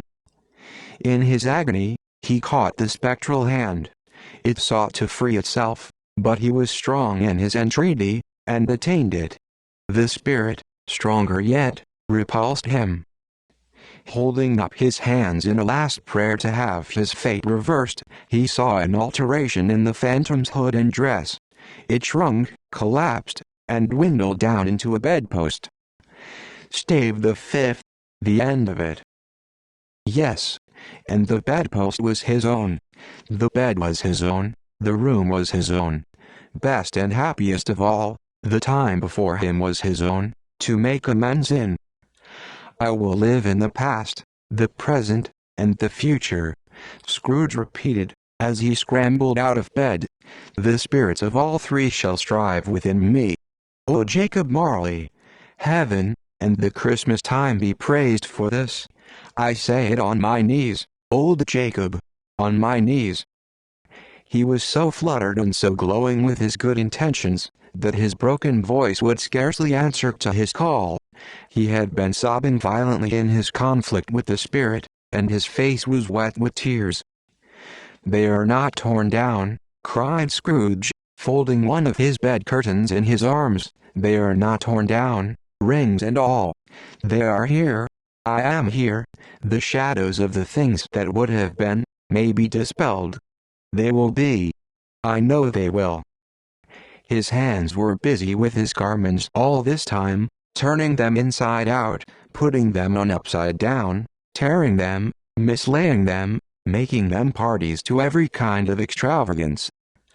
I don't know what to do, cried Scrooge, laughing and crying in the same breath, and making a perfect Laocoon of himself with his stockings. I am as light as a feather, I am as happy as an angel, I am as merry as a schoolboy, I am as giddy as a drunken man. A Merry Christmas to everybody, a Happy New Year to all the world. Hallo here. Hoop. Hallo. He had frisked into the sitting room, and was now standing there, perfectly winded. There's the saucepan that the gruel was in, cried Scrooge, starting off again, and going round the fireplace. There's the door, by which the ghost of Jacob Marley entered. There's the corner where the ghost of Christmas Present sat. There's the window where I saw the wandering spirits. It's all right, it's all true, it all happened. Ha ha ha. Really, for a man who had been out of practice for so many years, it was a splendid laugh, a most illustrious laugh. The father of a long, long line of brilliant laughs. I don't know what day of the month it is, said Scrooge. I don't know how long I've been among the spirits. I don't know anything. I'm quite a baby. Never mind. I don't care. I'd rather be a baby. Hallo. Hoop. Hallo here. He was checked in his transports by the churches ringing out the lustiest peals he had ever heard. Clash, clang, hammer, ding, dong, bell. Bell, dong, ding, hammer, clang, clash. Oh, glorious, glorious. Running to the window, he opened it, and put out his head. No fog, no mist, clear, bright, jovial, stirring, cold, cold, piping for the blood to dance to. Golden sunlight, heavenly sky, sweet fresh air, merry bells. Oh, glorious, glorious. What's today? Cried Scrooge, calling downward to a boy in Sunday clothes, who perhaps had loitered in to look about him. Returned the boy, with all his might of wonder. "What's today, my fine fellow?" said Scrooge. "Today," replied the boy. "Why, Christmas Day." "It's Christmas Day," said Scrooge to himself. "I haven't missed it. The spirits have done it all in one night. They can do anything they like. Of course they can. Of course they can. Hallo, my fine fellow." "Hallo," returned the boy. "Do you know the poulterers, in the next street but one, at the corner?" Scrooge inquired. "I should hope I did," replied the lad. "An intelligent boy," said Scrooge. "A remarkable boy. Do you know whether they've sold the prize turkey that was hanging up there?" "Not the little prize turkey. The big one." "What, the one as big as me?" returned the boy. "What a delightful boy," said Scrooge. "It's a pleasure to talk to him. Yes, my book." "It's hanging there now," replied the boy. "Is it?" said Scrooge. "Go and buy it." "Walk ye are!" exclaimed the boy. "No, no," said Scrooge, "I am in earnest. Go and buy it, and tell them to bring it here, that I may give them the direction where to take it. Come back with the man, and I'll give you a shilling. Come back with him in less than 5 minutes, and I'll give you half a crown." The boy was off like a shot. He must have had a steady hand at a trigger who could have got it shut off half so fast. "I'll send it to Bob Cratchit's," whispered Scrooge, rubbing his hands, and splitting with a laugh. "He shouldn't he know who sends it? It's twice the size of Tiny Tim. Joe Miller never made such a joke as sending it to Bob's will be." The hand in which he wrote the address was not a steady one, but write it he did, somehow, and went downstairs to open the street door, ready for the coming of the poulterer's man. As he stood there, waiting his arrival, the knocker caught his eye. "I shall love it, as long as I live," cried Scrooge, patting it with his hand. "I scarcely ever looked at it before. What an honest expression it has in its face. It's a wonderful knocker. Here's the turkey. Hallo, Hoop. How are you? Merry Christmas." It was a turkey. He never could have stood upon his legs, that bird. He would have snapped 'em short off in a minute, like sticks of sealing wax. "Why, it's impossible to carry that to Camden Town," said Scrooge. "You must have a cab." The chuckle with which he said this, and that chuckle with which he paid for the turkey, and that chuckle with which he paid for the cab, and that chuckle with which he recompensed the boy, were only to be exceeded by the chuckle with which he sat down breathless in his chair again, and chuckled till he cried. Shaving was not an easy task, for his hand continued to shake very much, and shaving requires attention, even when you don't dance while you are at it. But if he had cut the end of his nose off, he would have put a piece of sticking plaster over it, and been quite satisfied. He dressed himself, all in his best, and at last got out into the streets. The people were by this time pouring forth, as he had seen them with the ghost of Christmas present, and walking with his hands behind him. Scrooge regarded everyone with a delighted smile. He looked so irresistibly pleasant, in a word, that 3 or 4 good-humored fellows said, "Good morning, sir. A Merry Christmas to you."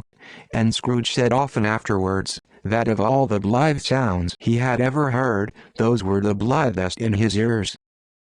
He had not gone far, when coming on towards him he beheld the portly gentleman, who had walked into his counting-house the day before, and said, "Scrooge and Marley's, I believe."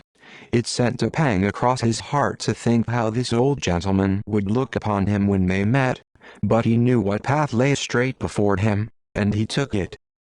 "My dear sir," said Scrooge, quickening his pace, and taking the old gentleman by both his hands, "how do you do? I hope you succeeded yesterday. It was very kind of you. A Merry Christmas to you, sir. Mr. Scrooge? Yes, said Scrooge.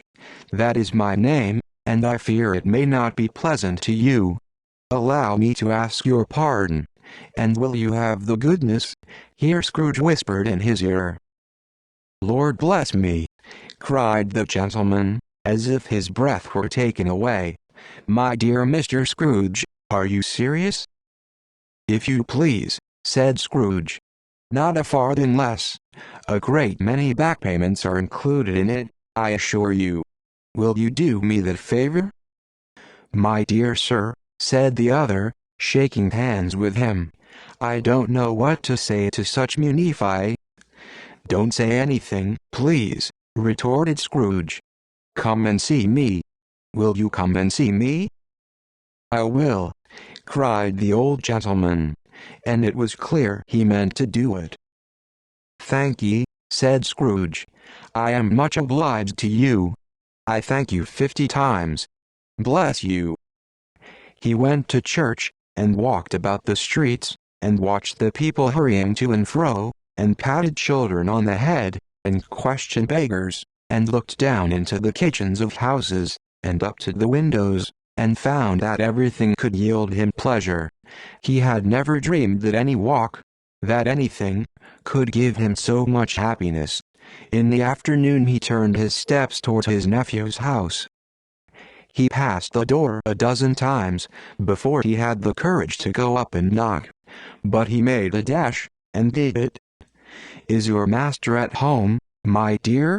Said Scrooge to the girl. Nice girl. Very. Yes, sir. Where is he, my love? Said Scrooge. He's in the dining room, sir, along with mistress. I'll show you upstairs, if you please. Thank ye. He knows me, said Scrooge, with his hand already on the dining room lock. I'll go in here, my dear. He turned it gently, and sidled his face in, round the door. They were looking at the table, which was spread out in great array, for these young housekeepers are always nervous on such points, and like to see that everything is right. Fred, said Scrooge.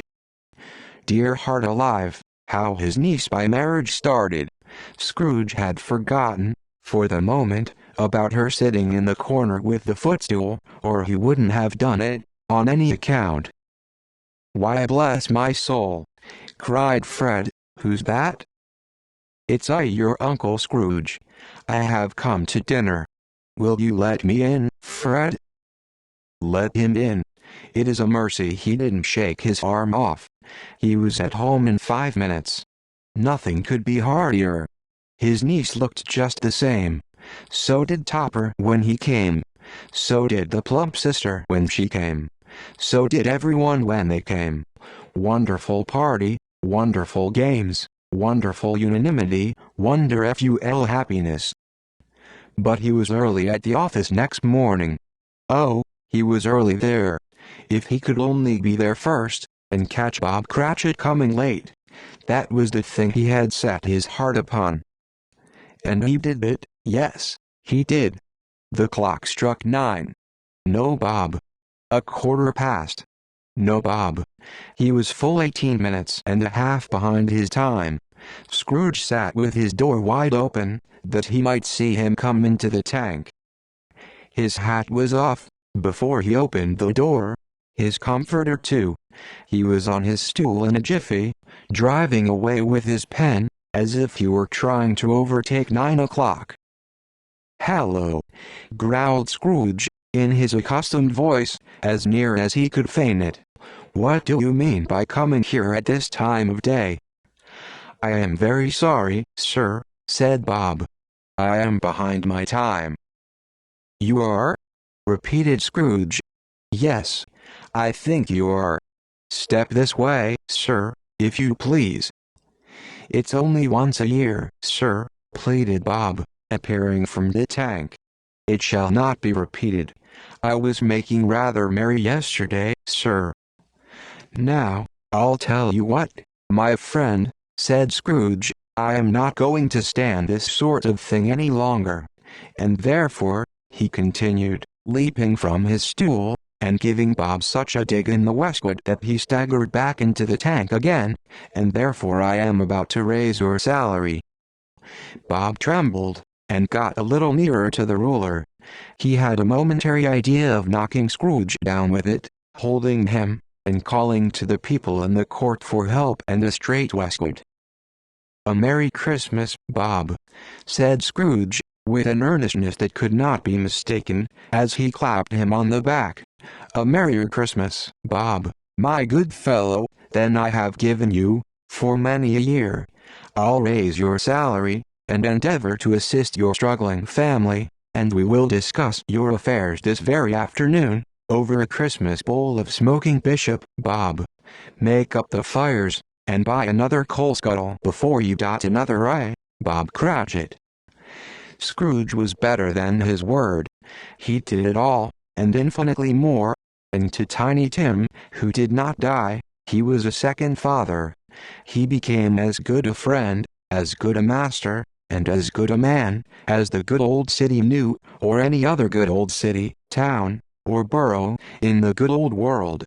Some people laughed to see the alteration in him, but he let them laugh, and little heeded them, for he was wise enough to know that nothing ever happened on this globe, for good, at which some people did not have their fill of laughter in the outset, and knowing that such as these would be blind anyway, he thought it quite as well that they should wrinkle up their eyes and grins, as have the malady in less attractive forms. His own heart laughed, and that was quite enough for him. He had no further intercourse with spirits, but lived upon the total abstinence principle, ever afterwards, and it was always said of him, that he knew how to keep Christmas well, if any man alive possessed the knowledge. May that be truly said of us, and all of us. And so, as Tiny Tim observed, God bless us, every one. End of the Project Gutenberg ebook of A Christmas Carol, by Charles Dickens. Asterisk asterisk end of this Project Gutenberg ebook A Christmas Carol asterisk asterisk asterisk. Asterisk asterisk asterisk. This file should be named 46-8.txt or 46-8.zip asterisk asterisk asterisk. This and all associated files of various formats will be found in http://www.gutenberg.net/4/46/. Produced by Jose Menendez. Updated editions will replace the previous one. The old editions will be renamed. Creating the works from public domain print editions means that no one owns a United States copyright in these works, so the Foundation, and you, can copy and distribute it in the United States without permission and without paying copyright royalties. Special rules, set forth in the general terms of use part of this license, apply to copying and distributing Project Gutenberg TM electronic works to protect the Project Gutenberg TM concept and trademark. Project Gutenberg is a registered trademark, and may not be used if you charge for the ebooks, unless you receive specific permission. If you do not charge anything for copies of this ebook, complying with the rules is very easy. You may use this ebook for nearly any purpose such as creation of derivative works, reports, performances and research. They may be modified and printed and given away. You may do practically anything with public domain ebooks. Redistribution is subject to the trademark license, especially commercial redistribution. Asterisk asterisk start. Full license asterisk asterisk asterisk. The full Project Gutenberg license. Please read this before you distribute or use this work. To protect the Project Gutenberg TM mission of promoting the free distribution of electronic works, by using or distributing this work, or any other work associated in any way with the phrase, Project Gutenberg, you agree to comply with all the terms of the full Project Gutenberg TM license, available with this file or online at http://gutenberg.net/license. Section 1. General Terms of Use and Redistributing Project Gutenberg TM Electronic Works. 1.a. By reading or using any part of this Project Gutenberg TM electronic work, you indicate that you have read, understand, agree to and accept all the terms of this license and intellectual property, trademark copyright agreement. If you do not agree to abide by all the terms of this agreement, you must cease using and return or destroy all copies of Project Gutenberg TM electronic works in your possession. If you paid a fee for obtaining a copy of or access to a Project Gutenberg TM electronic work and you do not agree to be bound by the terms of this agreement, you may obtain a refund from the person or entity to whom you paid the fee as set forth in paragraph 1.e.8. 1.b. Project Gutenberg is a registered trademark. It may only be used on or associated in any way with an electronic work by people who agree to be bound by the terms of this agreement. There are a few things that you can do with most Project Gutenberg TM electronic works even without complying with the full terms of this agreement. See paragraph 1.c below. There are a lot of things you can do with Project Gutenberg TM electronic works if you follow the terms of this agreement and help preserve free future access to Project Gutenberg TM electronic works. See paragraph 1.e below. 1.c. The Project Gutenberg Literary Archive Foundation, the Foundation, or PGLAF, owns a compilation copyright in the collection of Project Gutenberg TM electronic works. Nearly all the individual works in the collection are in the public domain in the United States. If an individual work is in the public domain in the United States and you are located in the United States, we do not claim a right to prevent you from copying, distributing, performing, displaying or creating derivative works based on the work as long as all references to Project Gutenberg are removed. Of course, we hope that you will support the Project Gutenberg TM mission of promoting free access to electronic works by freely sharing Project Gutenberg TM works in compliance with the terms of this agreement for keeping the Project Gutenberg TM name associated with the work. You can easily comply with the terms of this agreement by keeping this work in the same format with its attached full Project Gutenberg TM license when you share it without charge with others. 1.d. The copyright laws of the place where you are located also govern what you can do with this work. Copyright laws in most countries are in a constant state of change. If you are outside the United States, check the laws of your country in addition to the terms of this agreement before downloading, copying, displaying, performing, distributing or creating derivative works based on this work or any other Project Gutenberg TM work. The Foundation makes no representations concerning the copyright status of any work in any country outside the United States. 1.e. Unless you have removed all references to Project Gutenberg. 1.e.1. The following sentence, with active links to, or other immediate access to, the full Project Gutenberg TM license must appear prominently whenever any copy of a Project Gutenberg TM work, any work on which the phrase, Project Gutenberg appears, or with which the phrase, Project Gutenberg is associated is accessed, displayed, performed, viewed, copied or distributed. This ebook is for the use of anyone anywhere at no cost and with almost no restrictions whatsoever. You may copy it, give it away or reuse it under the terms of the Project Gutenberg license included with this ebook or online at www.gutenberg.net. 1.e.2. If an individual Project Gutenberg TM electronic work is derived from the public domain, does not contain a notice indicating that it is posted with permission of the copyright holder, the work can be copied and distributed to anyone in the United States without paying any fees or charges. If you are redistributing or providing access to a work with the phrase, Project Gutenberg associated with or appearing on the work, you must comply either with the requirements of paragraphs 1.e.1 through 1.e.7 or obtain permission for the use of the work and the Project Gutenberg TM trademark as set forth in paragraphs 1.e.8 or 1.e.9. 1.e.3. If an individual Project Gutenberg TM electronic work is posted with the permission of the copyright holder, your use and distribution must comply with both paragraphs 1.e.1 through 1.e.7 and any additional terms imposed by the copyright holder. Additional terms will be linked to the Project Gutenberg TM license for all works posted with the permission of the copyright holder found at the beginning of this work. 1.e.4. Do not unlink or detach or remove the full Project Gutenberg TM license terms from this work, or any files containing a part of this work or any other work associated with Project Gutenberg TM. 1.e.5. Do not copy, display, perform, distribute or redistribute this electronic work, or any part of this electronic work, without prominently displaying the sentence set forth in paragraph 1.e.1 with active links or immediate access to the full terms of the Project Gutenberg TM license. 1.e.6.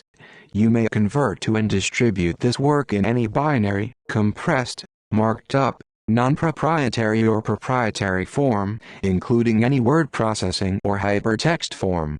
However, if you provide access to or distribute copies of a Project Gutenberg TM work in a format other than plain vanilla ASCII or other format used in the official version posted on the official Project Gutenberg TM website, www.gutenberg.net, you must, at no additional cost, fee or expense to the user, provide a copy, a means of exporting a copy, or a means of obtaining a copy upon request, of the work in its original, plain vanilla ASCII or other form. Any alternate format must include the full Project Gutenberg TM license as specified in paragraph 1.e.1. 1.e.7. Do not charge a fee for access to, viewing, displaying, performing, copying or distributing any Project Gutenberg TM works unless you comply with paragraph 1.e.8 or 1.e.9. 1.e.8. You may charge a reasonable fee for copies of or providing access to or distributing Project Gutenberg TM electronic works provided that you pay a royalty fee of 20% of the gross profits you derive from the use of Project Gutenberg TM works calculated using the method you already use to calculate your applicable taxes. The fee is owed to the owner of the Project Gutenberg TM trademark, but he has agreed to donate royalties under this paragraph to the Project Gutenberg Literary Archive Foundation. Royalty payments must be paid within 60 days following each date on which you prepare, or are legally required to prepare, your periodic tax returns. Royalty payments should be clearly marked as such and sent to the Project Gutenberg Literary Archive Foundation at the address specified in Section 4, Information about donations to the Project Gutenberg Literary Archive Foundation. You provide a full refund of any money paid by a user who notifies you in writing, or by email within 30 days of receipt that he does not agree to the terms of the full Project Gutenberg TM license. You must require such a user to return or destroy all copies of the works possessed in a physical medium and discontinue all use of and all access to other copies of Project Gutenberg TM works. You provide, in accordance with paragraph 1.f.3, a full refund of any money paid for a work or replacement copy if a defect in the electronic work is discovered and reported to you within 90 days of receipt of the work. You comply with all other terms of this agreement for free distribution of Project Gutenberg TM works. 1.e.9. If you wish to charge a fee or distribute a Project Gutenberg TM electronic work or group of works on different terms than are set forth in this agreement, you must obtain permission in writing from both the Project Gutenberg Literary Archive Foundation and Michael Hart, the owner of the Project Gutenberg TM trademark. Contact the Foundation as set forth in Section 3 below. 1.f. 1.f.1.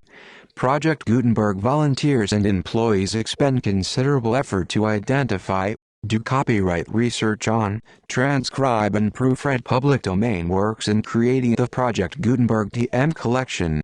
Despite these efforts, Project Gutenberg TM electronic works, and the medium on which they may be stored, may contain defects, such as, but not limited to, incomplete, inaccurate or corrupt data, transcription errors, a copyright or other intellectual property infringement, a defective or damaged disk or other medium, a computer virus, or computer codes that damage or cannot be read by your equipment. 1.f.2 Limited warranty, disclaimer of damages. Except for the right of replacement or refund described in paragraph 1.f.3, the Project Gutenberg Literary Archive Foundation, the owner of the Project Gutenberg TM trademark, and any other party distributing a Project Gutenberg TM electronic work under this agreement, disclaim all liability to you for damages, costs and expenses, including legal fees. You agree that you have no remedies for negligence, strict liability, breach of warranty or breach of contract except those provided in paragraph F3. You agree that the foundation, the trademark owner, and any distributor under this agreement will not be liable to you for actual, direct, indirect, consequential, punitive or incidental damages even if you give notice of the possibility of such damage. 1.f.3 Limited right of replacement or refund. If you discover a defect in this electronic work within 90 days of receiving it, you can receive a refund of the money, if any, you paid for it by sending a written explanation to the person you received the work from. If you received the work on a physical medium, you must return the medium with your written explanation. The person or entity that provided you with the defective work may elect to provide a replacement copy in lieu of a refund. If you received the work electronically, the person or entity providing it to you may choose to give you a second opportunity to receive the work electronically in lieu of a refund. If the second copy is also defective, you may demand a refund in writing without further opportunities to fix the problem. 1.f.4 Except for the limited right of replacement or refund set forth in paragraph 1.f.3, this work is provided to you, as is, with no other warranties of any kind, express or implied, including but not limited to warranties of merchantibility or fitness for any purpose. 1.f.5 Some states do not allow disclaimers of certain implied warranties or the exclusion or limitation of certain types of damages. If any disclaimer or limitation set forth in this agreement violates the law of the state applicable to this agreement, the agreement shall be interpreted to make the maximum disclaimer or limitation permitted by the applicable state law. The invalidity or unenforceability of any provision of this agreement shall not void the remaining provisions. 1.f.6 Indemnity. You agree to indemnify and hold the foundation, the trademark owner, any agent or employee of the foundation, anyone providing copies of Project Gutenberg TM electronic works in accordance with this agreement, and any volunteers associated with the production, promotion and distribution of Project Gutenberg TM electronic works, harmless from all liability, costs and expenses, including legal fees, that arise directly or indirectly from any of the following which you do or cause to occur. A. Distribution of this or any Project Gutenberg TM work. B. Alteration, modification, or additions or deletions to any Project Gutenberg TM work. And C. Any defect you cause. Section 2. Information about the mission of Project Gutenberg TM. Project Gutenberg TM is synonymous with the free distribution of electronic works in formats readable by the widest variety of computers including obsolete, old, middle-aged and new computers. It exists because of the efforts of hundreds of volunteers and donations from people in all walks of life. Volunteers and financial support to provide volunteers with the assistance they need is critical to reaching Project Gutenberg TM's goals and ensuring that the Project Gutenberg TM collection will remain freely available for generations to come. In 2001, the Project Gutenberg Literary Archive Foundation was created to provide a secure and permanent future for Project Gutenberg TM and future generations. To learn more about the Project Gutenberg Literary Archive Foundation and how your efforts and donations can help, see sections 3 and 4 in the Foundation webpage at http://www.pglaf.org. Section 3. Information about the Project Gutenberg Literary Archive Foundation. The Project Gutenberg Literary Archive Foundation is a non-profit 501c3 educational corporation organized under the laws of the state of Mississippi and granted tax-exempt status by the Internal Revenue Service.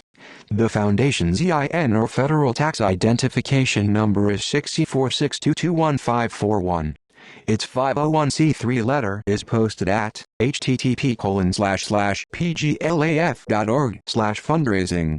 Contributions to the Project Gutenberg Literary Archive Foundation are tax-deductible to the full extent permitted by U.S. federal laws and your state's laws. The Foundation's principal office is located at 4557 Meland Drive S, Fairbanks, AK, 99712. But its volunteers and employees are scattered throughout numerous locations. Its business office is located at 809 North 1500 West, Salt Lake City, Utah 84116, 801-596-1887, email, business@pglaf.org. Email contact links and up-to-date contact information can be found at the Foundation's website and official page at http://pglaf.org. For additional contact information, Dr. Gregory B. Newby, Chief Executive and Director, GBNEWBY, at pglaf.org. Section 4. Information about donations to the Project Gutenberg Literary Archive Foundation. Project Gutenberg TM depends upon and cannot survive without widespread public support and donations to carry out its mission of increasing the number of public domain and licensed works that can be freely distributed in machine-readable form accessible by the widest array of equipment including outdated equipment. Many small donations, $1 to $5,000, are particularly important to maintaining tax-exempt status with the IRS. The Foundation is committed to complying with the laws regulating charities and charitable donations in all 50 states of the United States. Compliance requirements are not uniform and it takes a considerable effort, much paperwork and many fees to meet and keep up with these requirements. We do not solicit donations in locations where we have not received written confirmation of compliance. To send donations or determine the status of compliance for any particular state, visit http://pglaf.org. While we cannot and do not solicit contributions from states where we have not met the solicitation requirements, we know of no prohibition against accepting unsolicited donations from donors in such states who approach us with offers to donate. International donations are gratefully accepted, but we cannot make any statements concerning tax treatment of donations received from outside the United States. U.S. laws alone swamp our small staff. Please check the Project Gutenberg web pages for current donation methods and addresses. Donations are accepted in a number of other ways including checks, online payments and credit card donations. To donate, please visit http://pglaf.org/donate. Section 5. General information about Project Gutenberg TM electronic works. Professor Michael S. Hart is the originator of the Project Gutenberg TM concept of a library of electronic works that could be freely shared with anyone. For 30 years, he produced and distributed Project Gutenberg TM ebooks with only a loose network of volunteer support. Project Gutenberg TM ebooks are often created from several printed editions, all of which are confirmed as public domain in the U.S. unless a copyright notice is included. Thus, we do not necessarily keep ebooks in compliance with any particular paper edition. Most people start at our website, which has the main PG search facility, http://www.gutenberg.net. This website includes information about Project Gutenberg TM, including how to make donations to the Project Gutenberg Literary Archive Foundation, how to help produce our new ebooks, and how to subscribe to our email newsletter to hear about new ebooks.